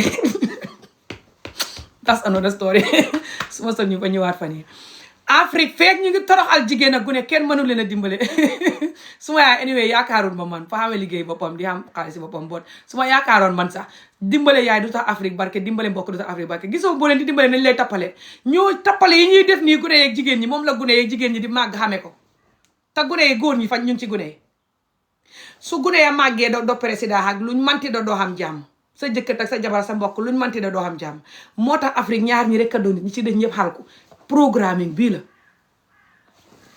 te lii nag kenn du ko xeex waaye yónneel xaalis te soto léegi mënoo maa xasee dama liggéey te dimbale sa mbokk yi yow dama liggéey te dimbale sa mbokk yi ba dimbale sama mbokk yi demal fompi mairie tubaab bi seen tëfli seen nangamtaane ñu di la tëfli di la xooyee néega nga sëggi fomp te noppi gannaaw sa réew du barke gannaaw doo def sa bopp nit gannaaw gune gu juddu danga ko dóor tocc ko xarafal ko muy jigéen buy góor it nga dóor ko tocc ko làmbatu ko sax sàgganee ko te di ko xaaye jàng ñii bugguñ jàng surtout jàngi tubaab fañ ko wax ci vidéo yi jàngi tubaab baaxul soo koy jàng su yàggee ngay di góor jigéen ak jigéen te fa ñuy fen leer na leen ne fii sax xam na tubaab yi du góor jigéen xam na tubaab yoo xam ne fa ñuy génn ci mbedd mi di campagne pour bugguñ bi di góor jigéen ku dëkk bitim réew Angleterre fu ma dëkk ni Scotland xam nga li may wax tapote leen te séddoo waaye nag jox bi ko góor jigéen xam na taxul ne nit ñi duñ jàng àngale wala français wala dara pour ñu mën a bind mën a yónnee email mën a jàng mën a liggéey you know xar quraanam neen bi lu mu baax du doy xadduna si moo duur xar quraan kese ndax yéen a ngi dégg li wala ma dagg vidéo bi wala ma continuer di wax si hàngale ak soose sorry hàngale ak pile soose audio bi su fekkee ne maa ngi wax te ngeen mel ni neew leen di ma dégg mu ne na nit ñi saraxe génnee képp ko xam xaalis na nga génnee saraxe dimbale ñi la tane ñi nga tane waaye nag fekk fa njëkk a xasee imaam baabali ne imaami xaalis la imaam fa bugg xaalis moom fay wax pour xaalis moo tax mu ne xaalis bi ñu jox doomi Gambie yépp war ko séddoo di corona bi jox ci bu borom di cagatu sax jox ko bu ko xeeb ñu ne moom fa bon moo tax muy dimbali cagay di leen xalaat ba pare ne hôpital yi Gambie boo fa demee ñu defal la testal deret ji gis ne yow xamoo feebari sida fañ lay banga do caga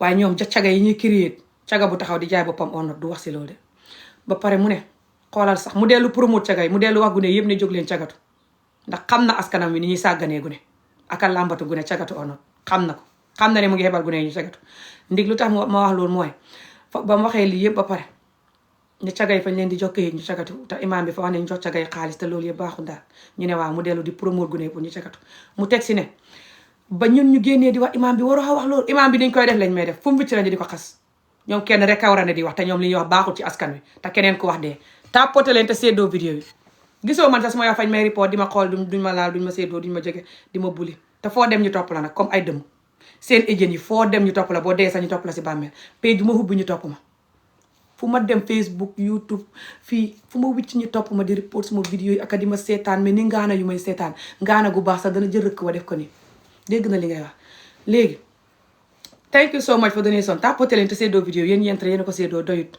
suma noon yi may seetaan ñu ëpp nit ñu bëgg Afrique wecci ñu may seetaan bëriwut Afrique bu fukk la fukk boo gis ñaari rek a bëgg mu wecci te xam li koy wecci te nangu pour loolu am ñaari fukk bu ne ñaar cross Afrique moo tax Afrique du ma sa barke waaye jaral nañu nag nit ñi dee ci géej gi see ko bëggul pour tukki def lu ne pour tukki waaye nag bul wax de boo ñëwee bu tuut bu xam nga yónnee leen ko di leen dimbale waaye bul wax li waral feebar bi soo koy wax dee sa top daxel kenn du def loolu danañ wax bu ngeen ñuy rey sax who are you like who are you ñu continuer di dee continuer di yónnee xaalis te kenn du wax ci li waral dee geeg yónnee xaalis bi who the hell are you léegi taxawal ma waxal la mu ne oustaz boobu fay wax ak man ak ñeneen ñuy wax ñëpp fa ñuy wax pour xaalis moo tax ñu ne bul xarafal job bu gu nekk jigéen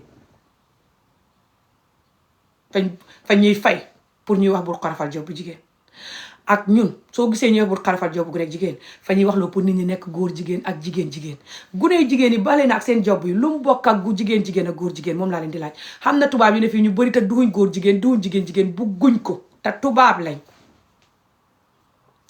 jigéen ji nga xam ne ngay dagg job bi ne boo ko daggul moom fay bugg góor jàngal ko lu tax nit nga war a xam will power xam emotional strength taxaw ne nangam duma ko def boo may rey loolu mooy yar nit nangam duma ko def boo may rey because nangam moo tax duma ko def gune gi nga war a yar mu xam luy valuram xam luy boppam ak màggaayam bam jaral ko du def yenn yi cagatu onot sàngara drogue lu ne sàcc fen yeneen yépp du ci dugg fa koy jombale boppam boo deexoon yow it fu mu dem ci àddina du sonn loolu mooy yar nit waaye nit koo xam ne mënoo koo yar def loolu si moom ndax yow sa bopp xamoo ko wala xamoo jotam wala yaa ngi xam junniy gune yoo marta yar junniy gune yooyu sàggane di sàggane seen ndey gune buñ xañee duñ reer saabu sax duñ ko xam mbubb sax duñ ko xam góor ñi leen koy jënd si mbedd mi te loolu du dakk ndax bu dakkee mooy ne ngay def sa bopp nit yow góor gi léegi nag ni ngay def mooy di fatt gune yee ka dagg ka teel a mayee ka continuer di leen xas rek keneen ku da caga yi nga xasaale ko sa ngelaw ndax mais pour nit ñi duñ da caga non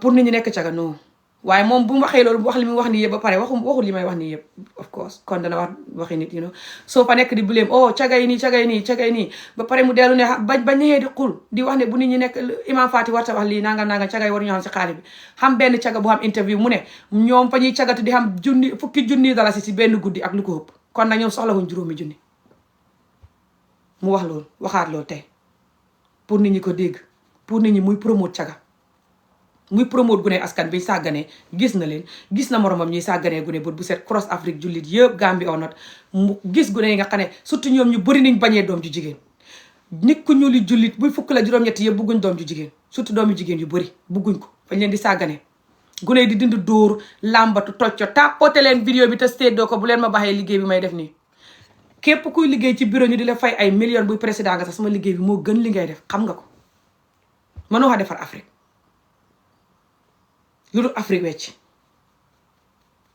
askan boo bugg a defar weccil yuuram gi yu bon yi muy def mu ba ko yu baaxul si moom jos bi ko maa ngi koy def ci askan bu bañ boppam te bañ jigéen ak gune dund without métit moo tax su ma koy def ngeen di report page bi di ma seetaan mel ni maa ne ci bàmmeel di live vidéo bi di toog du move ngeen dem ca saagakati ndey ya di tab tabi di séddoo te du ngeen séddoo report page vidéo ba di dem 2 junni 3 junni fukki junni view su ko defee jigéen ñi continuer di torox ngeen di promo toroxal jigéen waaye lii su ma ko wax si beneen xeet si beneen làkk ni ko noon saa wu ma ñëwee nit ñaa ngi may support du ma wax ba sama baat bi di métti ci ngelaw ak di si jëlee saaga ndey ak buli ak tapoté vidéo sax kenn du ko def su ma ko wax si hàngale ba àddina si xam ma international àddina si nit ñi ñëpp tubaab nit ku ñu yeneen nit ñi làkk hàngale yëpp xam ma te loolu laay ñëw def si by the way danaa continuer di def loolu noonu si beneen page bi surtout léegi ni may jël break si beneen page bi ba si kanam for posting videos and live video moom duma ko mën a def fii ba ñeenti fan ci kanam because last time moo fa defee vidéo bi dafa dagg xaw ma ndax bi ko maa doon làkk hàngale xëy maa wax lu ma war a wax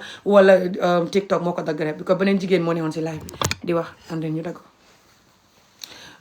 duma fa mën a defaat vidéo ba ñeenti fan si kanam so dinaa continuer def foofu vidéo yeneen dëkk yi làkk hàngale di ma dégg muy Nigeria Ghana yeneen dëkk yi feebar bi Afrique yëpp laa ne du Gambie ak Sénégal rek te gannaaw yéen askan bi jaral na leen man ami ma dee ngeen ree kontaan ci loolu dan ngeen déglu seen feebar bi nga xam ne moo waral seen doom yi daw seen doom yi di feebar ba pare suñ leen dimbaliwul ngeen di leen xas wax na ne boo leen jullit boo xam ne ngaa xamee xaalis te dimbale woo si nit ñi yàlla dana la ponis nangam jullit ngaa war a dimbale ñi nga tane yàllaa ko wax so boo xamul sax ngay génnee di dimbale ba doo xañ doo ree doo xam loo soxla waaye nag ñi ngay dimbale soo leen di dimbale original dimbale boo xam ne boo deexoon sax duñ sonn mooy bu leen yar xale yi ak nii ak nii def leen nii ak nii su ko defee xale yi mën a màgg barke focus dund without métit doo leen jàngal toroxal métit ak sàggane nit ba ñuy yërëm seen bopp ka sàggane seen bopp duñ xamati seen valeur su ko defee suñ magee di xalku di mandee ka xalku wala di soxot buñ nexee ci nguur gi sax doo xam jàmm buñ nexee sa jëkkër doo xam jàmm sa jabar doo xam jàmm sa njëkkee sa goro doo xam jàmm marché sax buñ fay jaay doo xam jàmm soo leen waxee loolu du dimbale de loolu fa ñuy wax ne ngay xas te ngaa bon sotop da xel te yónnee xaalis te sotop ok tàppate leen surtout su ngeen bëggee ma continuer si xolof. If you want me to continue with the English, let me know. You have to keep tapping and sharing. Yeah, ku bëgg danaa leen jël waaye tàppate leen rek.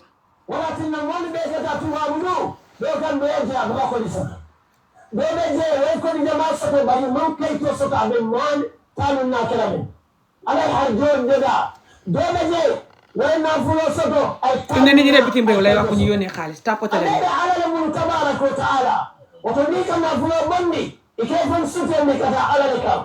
الإنفاق في سبيل الله طريق إلى محبة الله تعالى ورضوانه نيكلا نافلو إكاد دني أرتنا على سنة ñimum silolati men katinne ka alala kano sato ala ke kanu katugo alale tamala jowolti ayen tolɓene da ayeteta yeɓulol yimondumolol monum koɗo bukangulu so ali namunamo igo gambeta mogunuta bata kuwoto dala sinunoɓe laali silanga nata dala sinunoɓe soɗa ay sotani alala banko kam alale tamu koɗoti famsu fi manakiniha wa kulu min rizqihi wa ilayhi nusur alale tamu min harjo amon kela smartness wala sima don kamu takon na reference is very great afahanta bake akuma mota akuma kandida akuma la kono suma no ina suma ina kuma yara ke kam mun kono ina min salala lura nana ya lonko duwa ta na fala fata na fala na mila ibrahim ay wala fa kabla man santumila akay bada bainana wa bainakum al adawat ok jaru may continuer di déglu vidéo bi ma seet xaaral ma jéem ko forward ba xam jamaya man jande man man ke dindi wati aka ko ñu do sin maybe naa ko continuer beneen yoon léegi su ma ko continuer beneen yoon ma seet lu muy wax an su ma si gisee loo xam ne war naa ñëw def vidéo te continuer ko ngeen dégg ndoor ko ak man ma repeat ko danaa ko def but right now is ok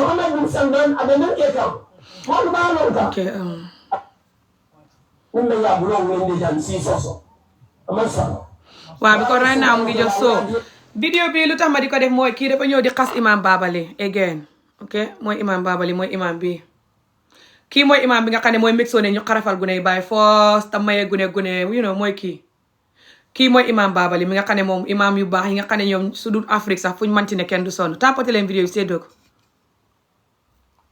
ok mooy imam bu si kaw noonu kii neew leen di tapoté vidéo yi séddoo ko kon xaaral ma mu di wax si hàngale so guys this imam here is the boss of the guy with the orange that you saw, the guy with the orange dress. This guy here is the boss of that guy. They're all siding on each for one another to protect the fact that Africa will never develop, and they're going to use religion. So they make sure that anyone that says something else otherwise, that person will be punished. This man is an imam like them, this one, but he's saying the opposite, that people don't have to use the deen to be wicked and torture women and children especially, and deny them human rights and justice and call it religion. Especially when you are doing it. I'm going to end the live in the next 2 minutes if you guys are not tapping and sharing. Thank you, Ibrahima. But you have to continue tapping and sharing. It's 5 people that is watching. You have to keep, it's 5 people that share the video. It's not enough. You have to keep tapping and sharing, or I'm going to end the live the next 2 minutes because it's not good for my page for you guys to be watching and just watching and not doing anything as if I'm not talking about anything that is useful. TikTok, if they report my page, TikTok will believe that my videos are not useful, which is my videos are extremely useful. It's just the community hate useful talk. They want talk that is going to chop off little girl clitoris, talk that is going to make them marry 13-year-old, 14-year-olds, or whatever age you are, and neglect your entire generation, 80% of them when they marry you, which you clearly know your mother's been through, you've been through, your sister's been through, your friends been through, and are been through, and are going through it now, you know. They don't want that type of talk. They want talk that is involving, that continuing. Talk that is going to make so women and children are still going to be here. Anyone that's saying something else should F the hell out. So that man that I just showed you, that I'm going to bring his picture again, the one that is speaking, the one with the orange dress, he made this video attacking this man again, this man right here. This is his father, this is his boss of that man that is attacking this man, okay? That man is a junior of this man. That man is the junior of this man, okay? They're all FGM, they're all Mr. FGMs. So now this man that is against FGM and against human rights violation and calling it religion or whatever, keep tapping and sharing the video, or I'm going to end the video soon. I swear to Allah, because it's not good for my page. But even if I end the video, I'm going to come back later. But also I have TikTok, I have YouTube, and I have Facebook. So I'm going to record myself and say what I want to say and post it on my YouTube. And I'm going to go to Facebook or anywhere I want. So it's not just here, yeah? So you cannot stop my work. But I'm going to come back here later as well. But if you're gonna watch me and you're not supporting, all of you watching me are not that busy that you can't support the video. And I know the enemies are happy when they see me have to say all of this just for you guys to support the video. But I don't care. I know the community is traumatized and sick, and a lot of the women are their own enemy. It's only the 2% of the women that are not their own enemy. Cross Africa, especially African Muslim community women. They are their own enemy. You make sure you program them to be their own enemy from my baby age. So I know what's wrong with them. Even if you're telling them that you're dying, they're going to tell you, let me die. For example, women like this woman and the rest, they keep talking about FGM, that they're going to continue doing it even if they're going to go to prison. They're going to chop out the little girl clitoris, even if they're going to prison. They're swearing to alibi that on the camera. One of them yesterday, I was showing her pictures. She said, I only did one yesterday. I even did one recently yesterday, and I'm never going to stop. Knowing fully well that the government is going to arrest her for that. Because it's banned right now. The ban is not removed. Even though they want the ban to be removed. By the way, everything is postponed now for the next 3 months. So, and I believe that this is not going to be removed. Okay? But everything is postponed now. So them doing this, they're going to be arrested, but they're announcing in front of the whole world, especially women, that they're still chopping little girl clitoris, and if you want to come and arrest me, Matai. Matai is me. I want it and I did it, and you can't do nothing about it. Like I did it on purpose, Matai. They're saying that in front of the videos. The woman that I saw yesterday, and this woman too saying that leave us alone to do this. This is our culture. We are going to do this no matter what. Keep tapping and sharing the video, or I'm going to end the video in the next 2 minutes. Genuinely, seriously speaking. Anyway, so this imam that is speaking against FGM and other stuff, other harmful practice that people are using Islam to do, and just treating people with humanity and dignity. Not to use the Islam for your own good, like they're doing. They're focusing on FGM, but they don't focus on the fact that 80% of them are married and cheating. Neglecting their wives when it comes to house, clothes, feed. 80% of them don't do it correctly because it's expensive. Even if you're nice and kind, it's expensive to afford it. But some will have money though for girlfriend, have money for marrying somebody else, have money for buying houses even, or business. But they're neglecting this particular one that Allah told them to do before they think of anything, which is to house, clothes, feed you. House, clothes, feed you, and definitely not to cheat, you or not. They shouldn't sleep with anyone they're not married to, you or not. The same Allah they're using to chop off your clitoris. Something that they're using Allah to chop off your clitoris is sunnah. Sunnah that is here on the side of the, it's like this is the Holy Quran, this is the sunnah. It's extra, it's an extra book. Focus on this first before you think of sunnah. Focus on this. The Quran, what they ban, which is don't have sex, married or not. Especially when you're married, you should be stoned to death. House, clothes, feed your wife. Be nice and kind, loving husband, which 80% of them don't do. 80% of them don't do. 80% of African Muslim men don't do these things. And the 50%, oh my God, they're the ones that when they're no more alive, and you have to pray 4 months for them. By the way, do you guys know that when a Muslim man is not no more alive and he's married, his wife is suffering 4 months of staying in one room. She's not allowed to go anywhere. She's not allowed to leave the room for 4 months, and she have to wear white clothes. She have to pray 5 times a day on time. She have to pray on time. She's not supposed to pray like, for example, it's time to pray now and you pray later. No, you have to pray on time 5 times a day, and you have to pray for the man, and you have to do so many other stuff for 4 months, guys. 4 months, okay?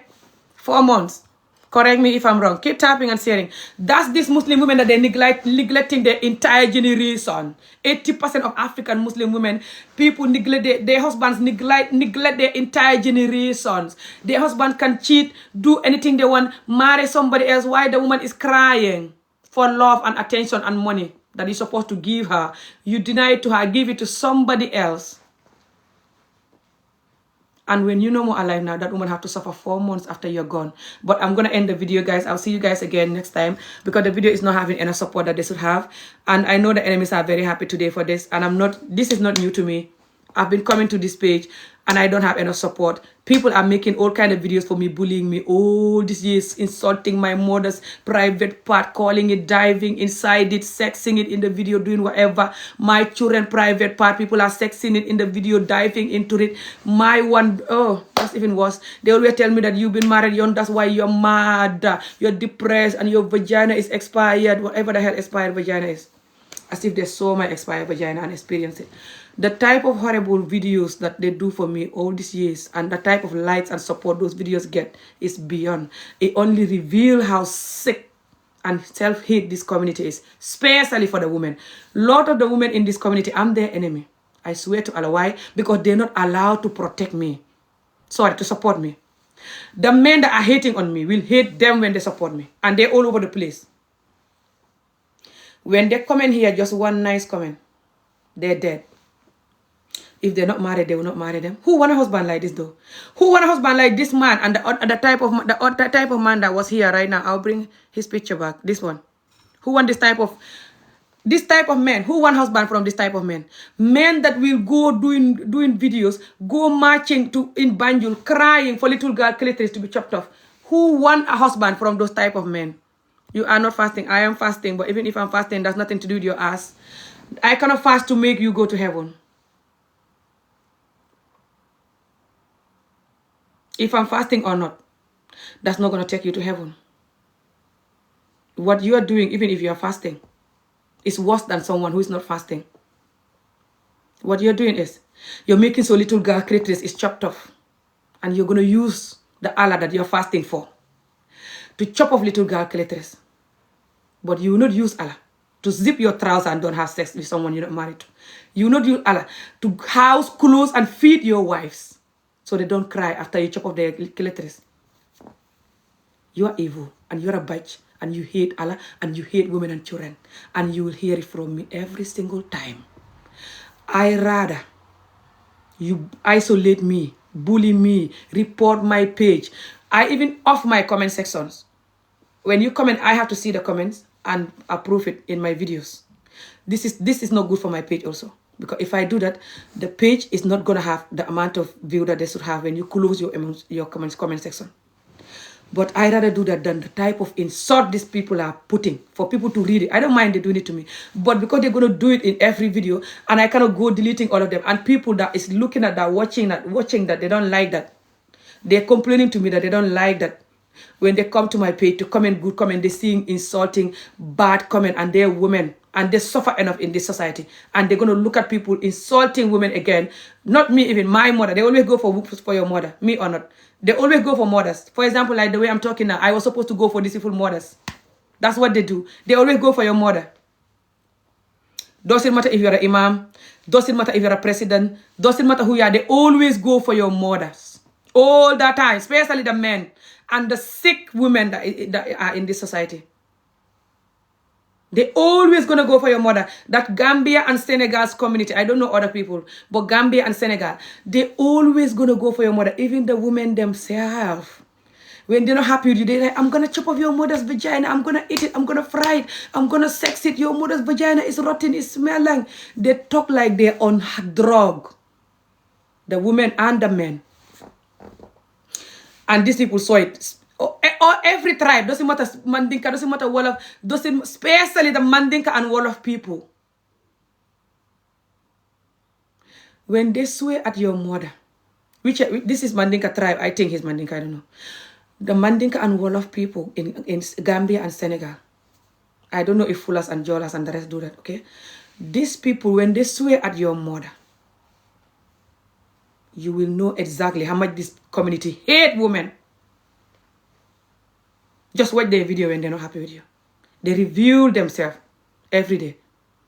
When they insult people, mothers that got nothing to do with the problem. For example, this man now that is against Imam Babali in his recent video for no reason. Which is why I'm talking to him today. What this got to do with this man mother? That's what I'm talking about. That's what I'm asking you. This man mother right now that obviously suffer enough in this community. Obviously this thing I'm fighting for, see been through the injustice and suffering of women in Africa, especially African Muslim countries across the world. What does it have to do with this talk now? For example, but they will go for the mother. Every single person they're not happy. If that was them, they will go for this man mother right now. To reveal to the whole world how much they hate women. Especially elder women. They hate elder women. They disrespect them zero. They also don't like women. They only like children that are underage for married. And call them wife. And you say, I will not talk about that. So do something about it for it to stop. Go and talk to them physically and see how they're gonna hate you and slap you. Put your video and talk and see how they're still gonna hate you and slap you inside the video.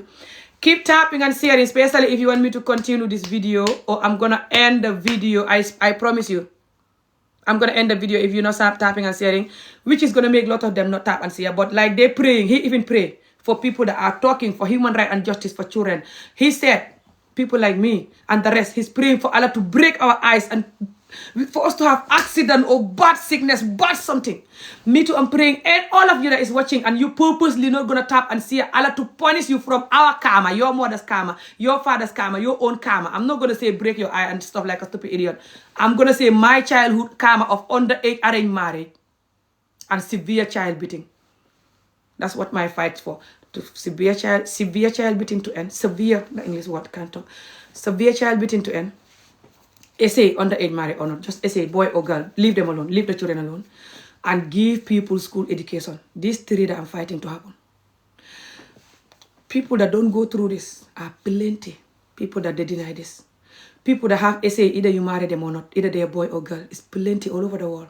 Especially sick African Muslim countries that women are not allowed to protect human children. They're just allowed to give birth and sort of give the child food, give them sour, give them breast milk, sort of don't protect them from childhood trauma. Cause the trauma yourself even. Where can you guys have yourself? And then you say, I respect you. You don't respect no one. You hate human. You're a hypocrite. You're fake. You don't respect no one. You hate human. You're a hypocrite. Look at what you're doing. Actions speak louder than what. Look at this effing ass old bitch that is typing. Sister Ami, we are typing. We are fasting. I think they want to say fasting. Look at this effing bitch. Please, we are typing. Whatever the hell that word is. Okay? Let's keep looking at their comments and keep looking at them. And especially when I start picking them. They're going to show their asses when I pick them. He is telling the fact. Do you see this one? Who is telling the fact? Me or the effing evil guy on behind me? Now, keep tapping and sharing. Thank you so much. Now, look at this. Just look at this, okay? Yeah, just look at this, okay? So, just look at these people and how sick they are. And when you talk, they say that you're not Muslim and stuff. Them that hate Allah and hate Muslim, they're making everyone to run, thinking that hence Allah is so bad. I'm going to suffer in this world. And he's going to suffer me when I'm dead. So, let me just continue suffering then. Because they're going to make you suffer even if you follow them. They're going to chop off your clitoris. They're going to beat you when you're young. So much serious beating. Give your mom bad marriage. Depress her. So she can also beat you for even breathing. Okay? And then when they marry you when you're young, they're going to be... when they marry you, either you're young or not, 80% of them are going to be cheating and lying and neglecting you. But especially the 50%. They're the one that are going to bring you all kind of sexual transmitted disease inside the marriage. Go and pick it from other people and bring it to you.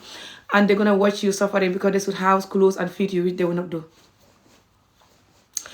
What's going on is this man that is attacking Imam Babali. This man with the orange. His new video on YouTube. This Fabakari, this sick Fabakari guy that is attacking Imam Babali in his new video on YouTube. If you don't know, I've been playing the video. Keep tapping and saying if you want me to play again what he said. I'll play that part again. Some of you know anyway. You know how much they always attack him, but you attack him like you're attacking me. And the rest that is talking for protecting women and children. The rest that is not talking just for women and children to suffer, and that's all you know from the religion. From the religion, you don't care about the rest. You don't want those ones. You want people that are talking like you. Hypocrite, fake, hate Allah and hate people type of person.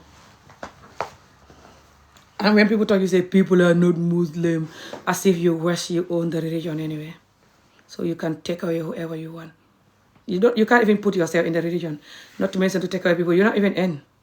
You're just using it to traumatize people and to have money. Like you're begging for money now in the video. You're not even in the religion yourself. And you're talking like you own it. Now listen to what he said. Keep tapping and sharing.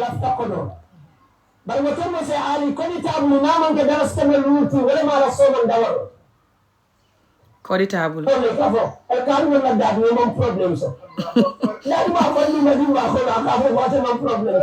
This guy is insane. It's here. Keep tapping and sharing.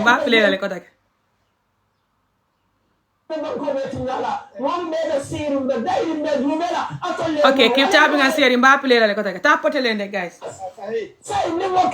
Listen. Wala bisa ta sunnoto. Ko sala be ngala ko noma. Dina ko yesif benen ti la ñu ban ko ko mala yuqal.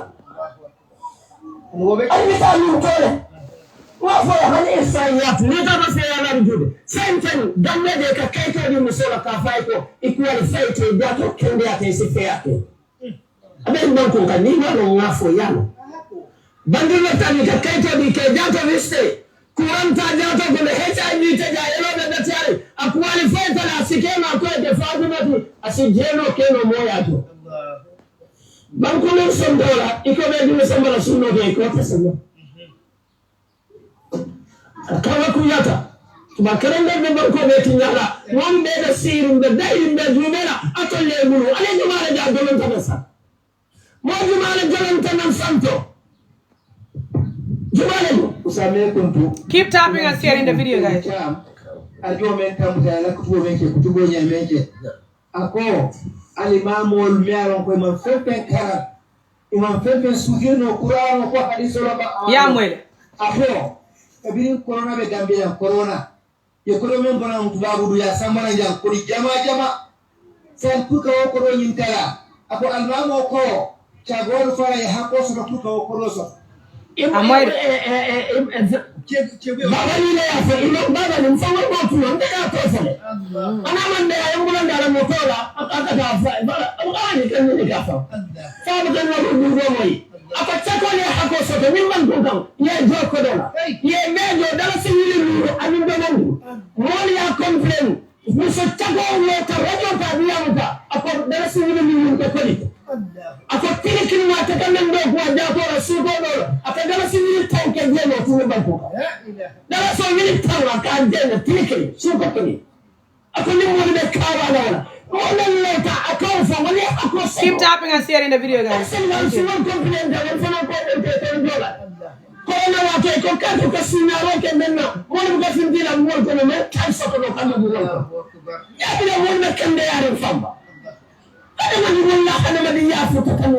Dengo, you hear this? Dengo, yenyi moile. Ali keep tapping the video and sharing. Kana for nyeko, be careful. You be careful for what you're promoting. Karma will hunt you wherever you are. Atol le nyanta careful la ka dindingol min kumbondi an musol. Al nene te kayro sotola. Hani ninte ami wara fata num bi. Ala le yemfao. Atol le yemfao. Atol nene te kayro sotola. Ba pare alla mol minu be wuli la kadiyamu. Mol wulita already kadiyamu. Surtout alla dingol min mu kemete ya jele wol kamin fo atole already. But alla din dol min be wuli la ka alla nyin ala al kamin use ala ka ke very bad pour mol ya sofa. Allah didn't do me wuli me yalon ko they Muslim like you and me, and they're gonna talk to you like this, and you can not have answers to them. It's gonna be worse than me. In the next 5-10 years, you will see fire. People are tired of you. You don't love Allah enough for I told Allah Musol can protect. I told 80% of you. If at it man care like that, ila friend soul, ila family wol, ila community ye wo jele rampagne, mol min ila musol katinya wafiro la marseto. Kasusu wola tego pour ay dondi ko sang wala ay bungo dada larango ay sang wala ay bungo diningo topato ali video tata ali asia warante ali funti warante every muso min ka bata Africa cross Africa surtout Muslim Africa muso wala kolbe mutala including ibama la ko surtout futu bata min alaman la fi wala na tara kewo ala lamoy surtout futu bata mi yalon ko is mainly because kewo buka kodo dile but ay kodo soto pour jeno ay kodo soto pour musudo aya futu but not eaten in diningo min ala yewofo in the middle of the Quran, not sunnah de middle of the Quran. Never mind sunnah, don't think about that yet. Focus here first. Focus the hell in the middle of the Quran, please, before you jump on sunnah to chop off kilitris. Yeah, Imam Babali hate, I told Beya hate because Imam Babali kadiyamu like a human, real, genuine Imam with the truth. Unlike Atol Minka Allah use more traumatized, to women and children. You hate women and children. You only like children for this. You hate women and children. The women themselves, they know that. The women that are not gonna talk because when they talk, you do them like you're doing to me. They know you hate their God. Let them marry you and let them know.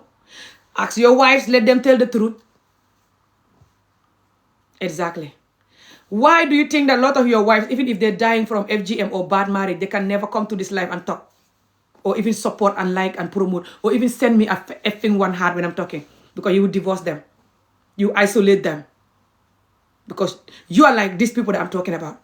If you're not like these people that I'm talking about, you are giving your wife what she needs. You don't cheat. You don't traumatize her. You're doing like Allah told you. Don't you think your wife should be here happy and typing and sharing because they know you're part of the 2%? Those women that have a husband that is in the 2%, they support me. Because they know their husband is not like that. So they have nothing to hide. They don't have to be embarrassed. They don't have to be scared. That's how rare you are in this community, you guys. A good Muslim man that is an African Muslim man that is doing what Allah tell them when it comes to wife and children is very effing rare, guys. Cross Africa. 80% of them are using the deen to effing, especially the ones that is chopping off little girl, clitoris, FGM in them. And the ones that are gonna do that, or just underage married people, because they like children and sleep with their victim and call them wife, they're still gonna do all of that. But when they marry you, still not be happy. But even if they don't do that to you, they marry you, still not gonna be happy. It's 80% of them, especially the 50%.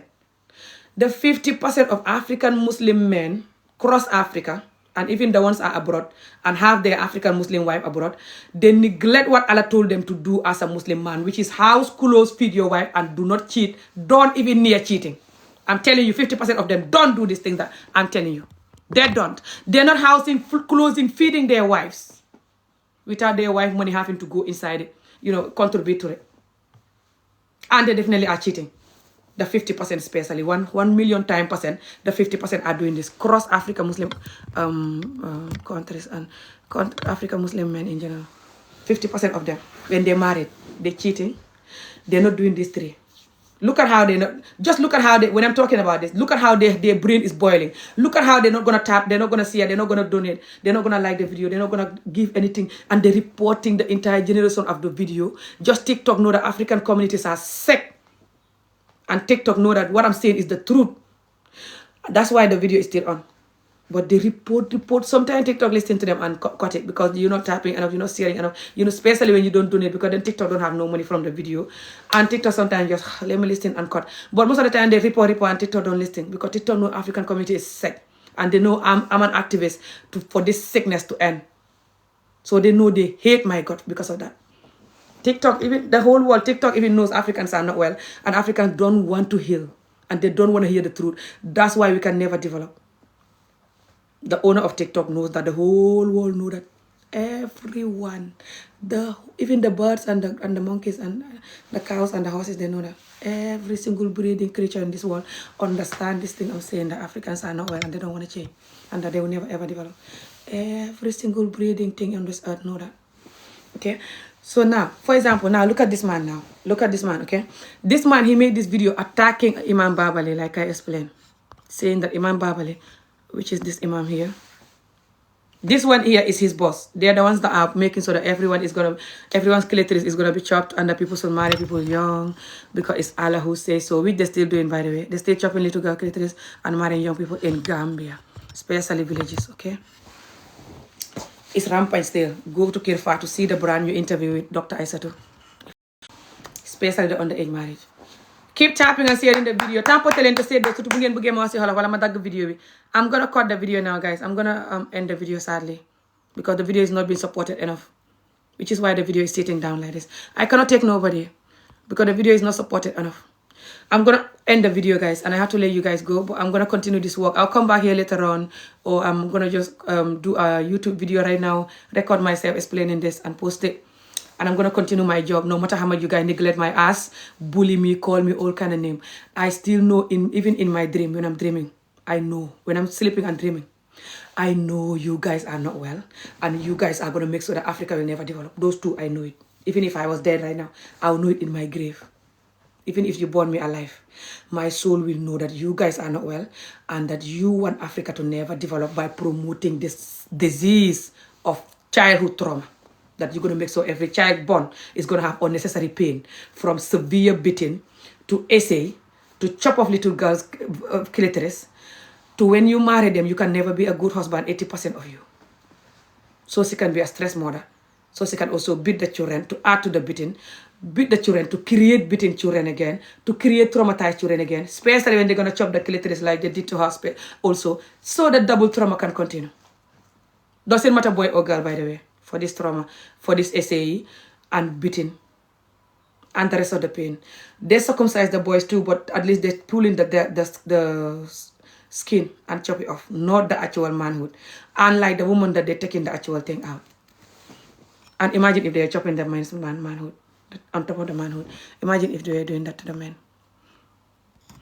Education is not, I know, they hate education that involves children not be traumatized and women to be respected. They rather die. Cross Africa rather die than to have a nation no trauma. And a trauma-free nation. Children that you're going to bring up without these 3, 4 even. You're going to bring them up without severe child beating, without essay. Either you marry your victim or not, either they're boy or girl. Without chopping the little girl clitoris, without them having no school education. They're going to have school education. You're not going to chop the little girl's clitoris. You're not going to essay the children, boy or girl. You're not going to beat them severe beating. Cross Africa, 80% they rather die than not having this, than the children not having this.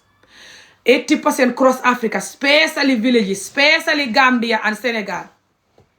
They hate school, especially the Muslim community. They hate school that you're learning French or English. They call it Western knowledge, and if you learn that, you will not allow us to abuse you. They will say it like this plain blank, that if you have the Western knowledge, you will not allow us to abuse you. You'll be too awake. You will not listen to us, they call it. You'll be stubborn. You'll be too awake. You will challenge us. You will question us. You will not allow certain things. So don't do that. Learn Quran only. And even the Quran, we're not going to teach you your right. We're going to teach you how to shut up and allow us to chop off your clitoris when you're a woman. And allow us to beat you and torture you when you're a man. And even allow us to essay you, because a lot of them essay the children that they're teaching Quran, which clearly all of these people know what I'm talking about. They've been through it themselves. A lot of them that are watching me right now and are not tapping and sharing and supporting the video. They've been through this thing that I'm talking about. A lot of them. Their fathers been through it. Mothers, sisters, brothers, cousins, families, friends. All of this thing that I'm telling you. Especially the essay and the severe beating. From places you are learning Quran, especially Daras. Cross Africa. Cross Africa Muslim countries where you are learning Quran, especially when it's a Dara that is a boarding home Dara, where the child have to live there for 10 years or more to learn the Quran until they master the whole Holy Quran. And they go there before the age of 5, or definitely between 5 to 10 years old. Most of them stay there more than 5 years. The amount of essay they go through there in those boarding homes, and the terrible condition those boarding homes are. The amount of severe beating and torture those children go through there when they cannot read the Quran, when they cannot pronounce certain surah, when they forget certain word, when they cannot read certain word. Are you guys hearing me? The type of torture and beating that they go through there to prepare them to be very evil and normalize wickedness and have this pain and trauma for the rest of their life to pass on to other people in a different way. So we can continue suffering forever and be our own slaves and have our own slave behavior, which is torturing each other, giving each other injustice, blackmailing each other, doing whatever you like and no one is allowed to talk. Type of a behavior that they're doing. They saw that in the Daras where they learn Quran. They've been through that themselves. All of these people that are sitting here, and they know that. And people that are watching, a lot of them been through this and know this. All of this thing I'm talking about, they've been through and know, and they're still gonna watch me and insult me for talking, watch me not to like, not to share, bully me, even report my page for talking about these guys. But they will campaign, talk, insult everyone for people to allow them to chop off little girl clitoris and call it FGM and Allah who says so. Allow us to marry young people because it's Allah who says so. Marry you are young or not, and neglecting your entire generation because they don't know Allah and don't care about Allah. And they said we're not allowed to talk. We have to watch them create traumatized nation, create this pain and injustice for people. So when they grow up, they can continue doing that to others and to themselves by neglecting themselves because they have pain. And so we can continue the effing horrible Africa we are. So we can continue running to another land, disturbing people, sending them money then, and shut up. When you are in another land, send money and shut up. All of these people that are insulting me now, if I send them money, they will take it. At least 90% of them. But they will see me talking now and they will say, because I'm here, I'm talking. Because I'm here, I am awake. Because I'm here, I'm rude. They call it rude. Them, they're not rude. Them that is fighting, campaigning, insulting you for not allowing them to chop a little girl vagina, that's not rude. Cursing you, praying for Allah to break your eye and kill you with accident and torture you for talking. That's not rude and wicked. That's fine. That's very polite and nice. You that is telling them, asking them these questions and telling them to leave the children alone, you are rude, you're wicked. And you have no home training. And your vagina is not chopped, that's why you're talking. And you're talking because you're in abroad. If you weren't abroad, you'll not be talking like this. But when you send them £100 or £50 from abroad, they're praying, seeking, so happy. So when you're abroad, you're only allowed to send money and shut up. Send money and shut up. Absolutely nothing else. So happy. So when you're abroad, and they know it, lot of them know it. Lot of them, and they know it, lot of them know it.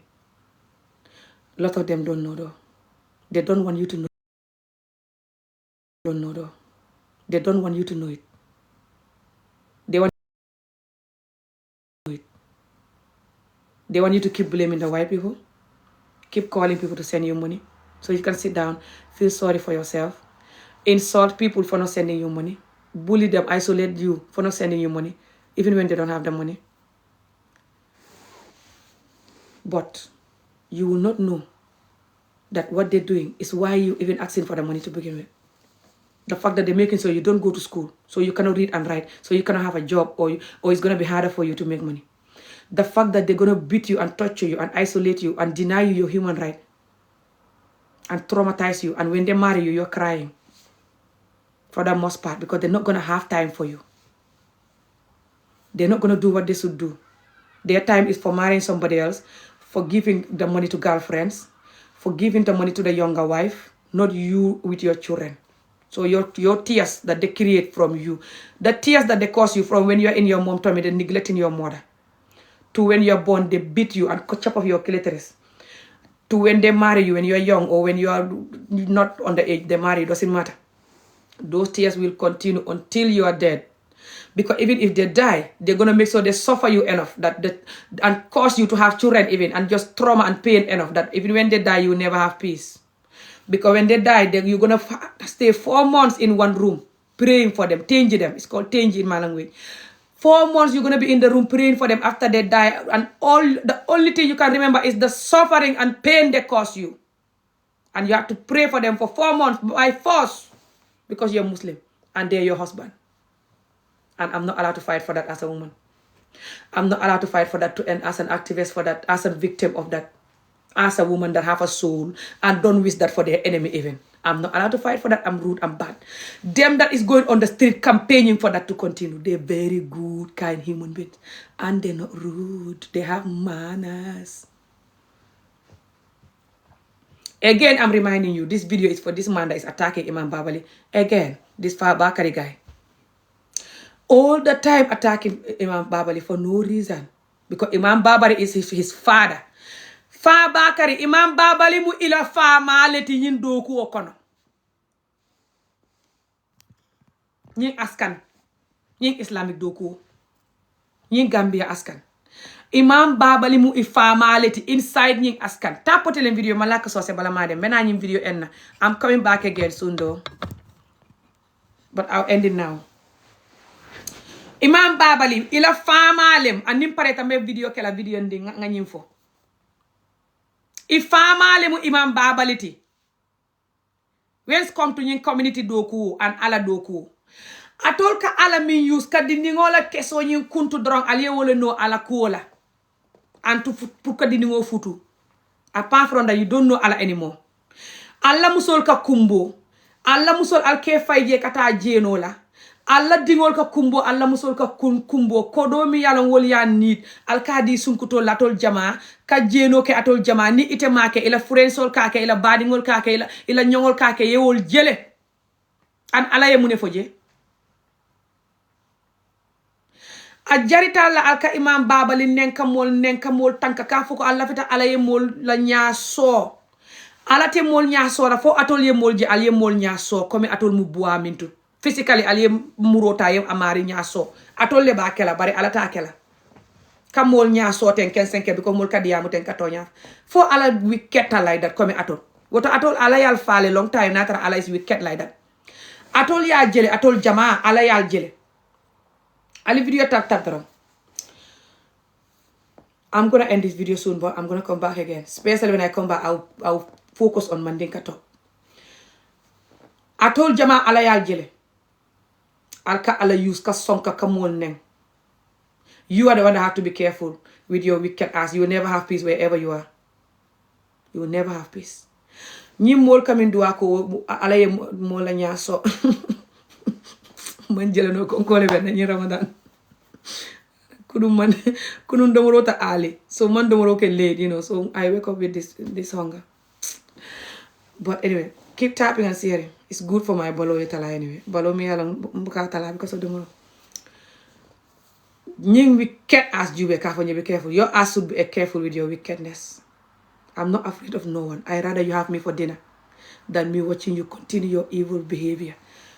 Now, alal fan la moy. Okay, nkana ko take mena nyim video kuntula mbeta ni salta ni banim pareta mena la ko take mole continue in Mandinka. This time ni nata full on Mandinka video be wala kala. Okay, full on Mandinka. Sign ala la moy jani mbeta la please ala fanke moti alien na fiki yani wicked ni traumatized behavior fay jana molte son na nyina. Mol mi nyanta wuli la kadiyam wolle be tambilante la.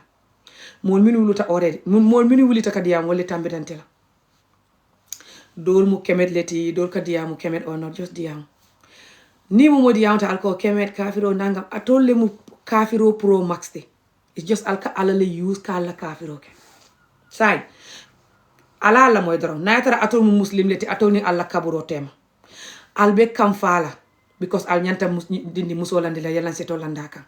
Bari alte kam fala fo alla ni atol man nyinke alla nyongol be ka kele wolemu wala alla nyongol tango tang sey be ke nyinkele wolemu ka muso soto ka jeno ke muso ya sato ibe jeno la muso be bulu be jeno la muso ye bulu be jeno la muso be bulu be jeno la muso be bulu be jeno la muso be bulu be jeno la muso be bulu be jeno la muso be bulu be jeno la muso be bulu be jeno la muso be bulu be jeno la muso be bulu be jeno la muso be bulu be jeno la muso be bulu be jeno la muso be bulu be jeno la muso be bulu be jeno la alaye mune fo about that alaye mune fo wokola alaye mune fo wokola alaye mune fo wokola exactly ala ko molie bunker bero fo yefa bari won bete ala onot won bete ba kala ila muso be stress la ibe sasa natela ila muso kodo aning love aning timing ila muso le tamu iba dila amariye ala onot won bete ala onot futu betema a beteyata aka sad banko yiri wandi kadingol yiri wandi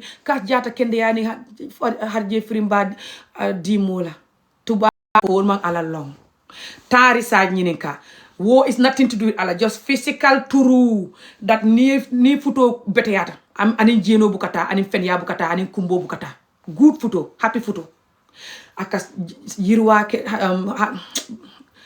ni waxe fan mu gudda wér gi yaram bala jato josondo bala jato fan wu gudu simaya jata kende ya kodo hiriwa dindim barko din ngole barka society barka ala onot futu betema ka woleke why the hell alti foko la futu betema futu jawol siyata rampanta futu jawa Africa Muslim country futu tang seybe ka kumbo sutu lulo nying hani ni kema fata itebe kumbola eman kumbo because kema fata ebe kumbola because e nyanta muri la karinani for somebody mi yalon aye kumbondi fo sanji jelu aye life tinya sanji jelu sa e nyanta we muri karinani kaddu wawola kaddu ni ñu waxe teji sala wala may ñoo dem sax because newu len di tapoter video motax may ñoo dem kanale ko tek suma julle pare na ñëwaat ma waxale ko sosé way ray na may ñoo dem nkatale so imam babali mu ifama leti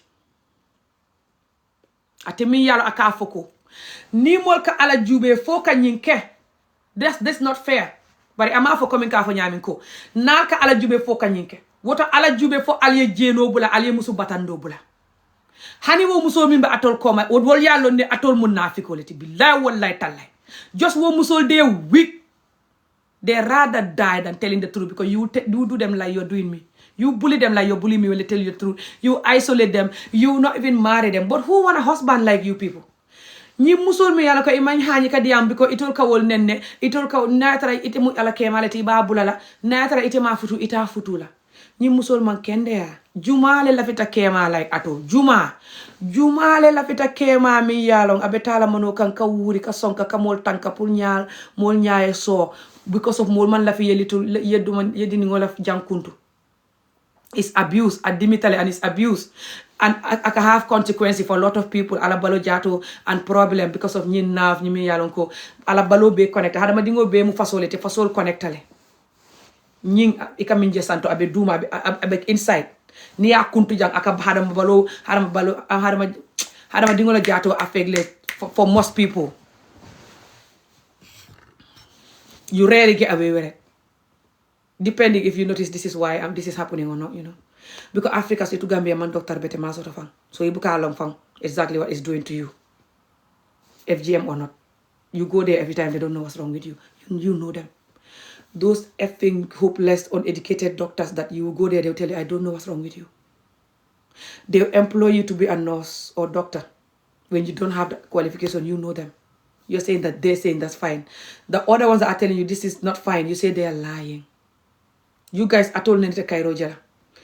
It come in telephone cover your head in Ramadan. What about is Ramadan? Why this guy made this fresh new video promoting the FGM, insulting Imam Babali, calling him that he have no knowledge for Allah and he's talking for money when he's begging for money in the video for people to give him sadaka, gene, sadaka, whatever they call it. And then he continuing to talk, which I'm gonna play next time when I came back. Today I'm gonna finish this video and I'm gonna go.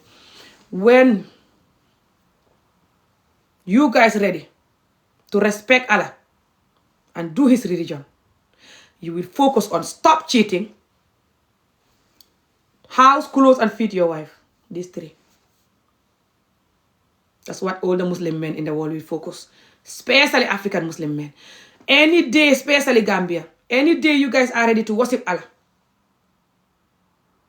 you will not focus on chopping little calculators and calling worshiping Allah. You will focus on you guys to stop cheating. Stop not house, clothes, and feed your wife. Stop doing that. Do it. House, clothes, feed your wife. And don't cheat. This for. Any day that you guys are ready to focus on supporting the deen and respecting the deen, you focus on these two. And you scream your long 24 hours talking about these two. Like I've been talking about it for years, which is why you hate my God. I worship Allah more than you. I talk about Allah more than all of you guys. This is what Allah loves most, which is good marriage.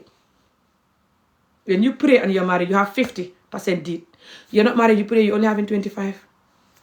So marriage is very important as a Muslim. And 80% of your marriages are crying, especially the 50%. Cross African Muslim countries, and you saw it, especially you the men, you know yourself. But you will never scream your lung for that. And any woman that is doing that is bad, you bully her. Even the women themselves will hate her. Because they're their own enemy, 80% of them too. So I'm going to end the video. I'm going to come back and we're going to continue this topic, yeah? Thank you for some of you that is supporting the video. Again, some of you that is watching this video and you purposely don't support because you know these things I'm talking about is the truth. And you know you rather die than this pain and trauma and injustice to end in Africa, especially for women and children. Again, whatever he's praying to happen to us, I'm praying for that to happen to you. I'm sending that to you and him. I'm not going to pray. Just our karma. My own karma of underage marriage, my mom karma, my sisters, your own karma of your mom, your mother, your own karma, his own karma of child beating and torture that he's been through, that he's screaming and crying in his video from pain and trauma, but he's crying for the trauma to continue though.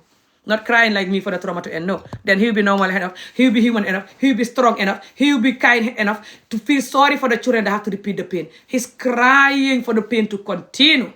You can see the pain and cry in his voice for the pain to continue. Okay? So whatever he's praying to him and the rest of you that is praying for us, whatever you're praying to happen to us, I'm sending it back to you guys. Okay?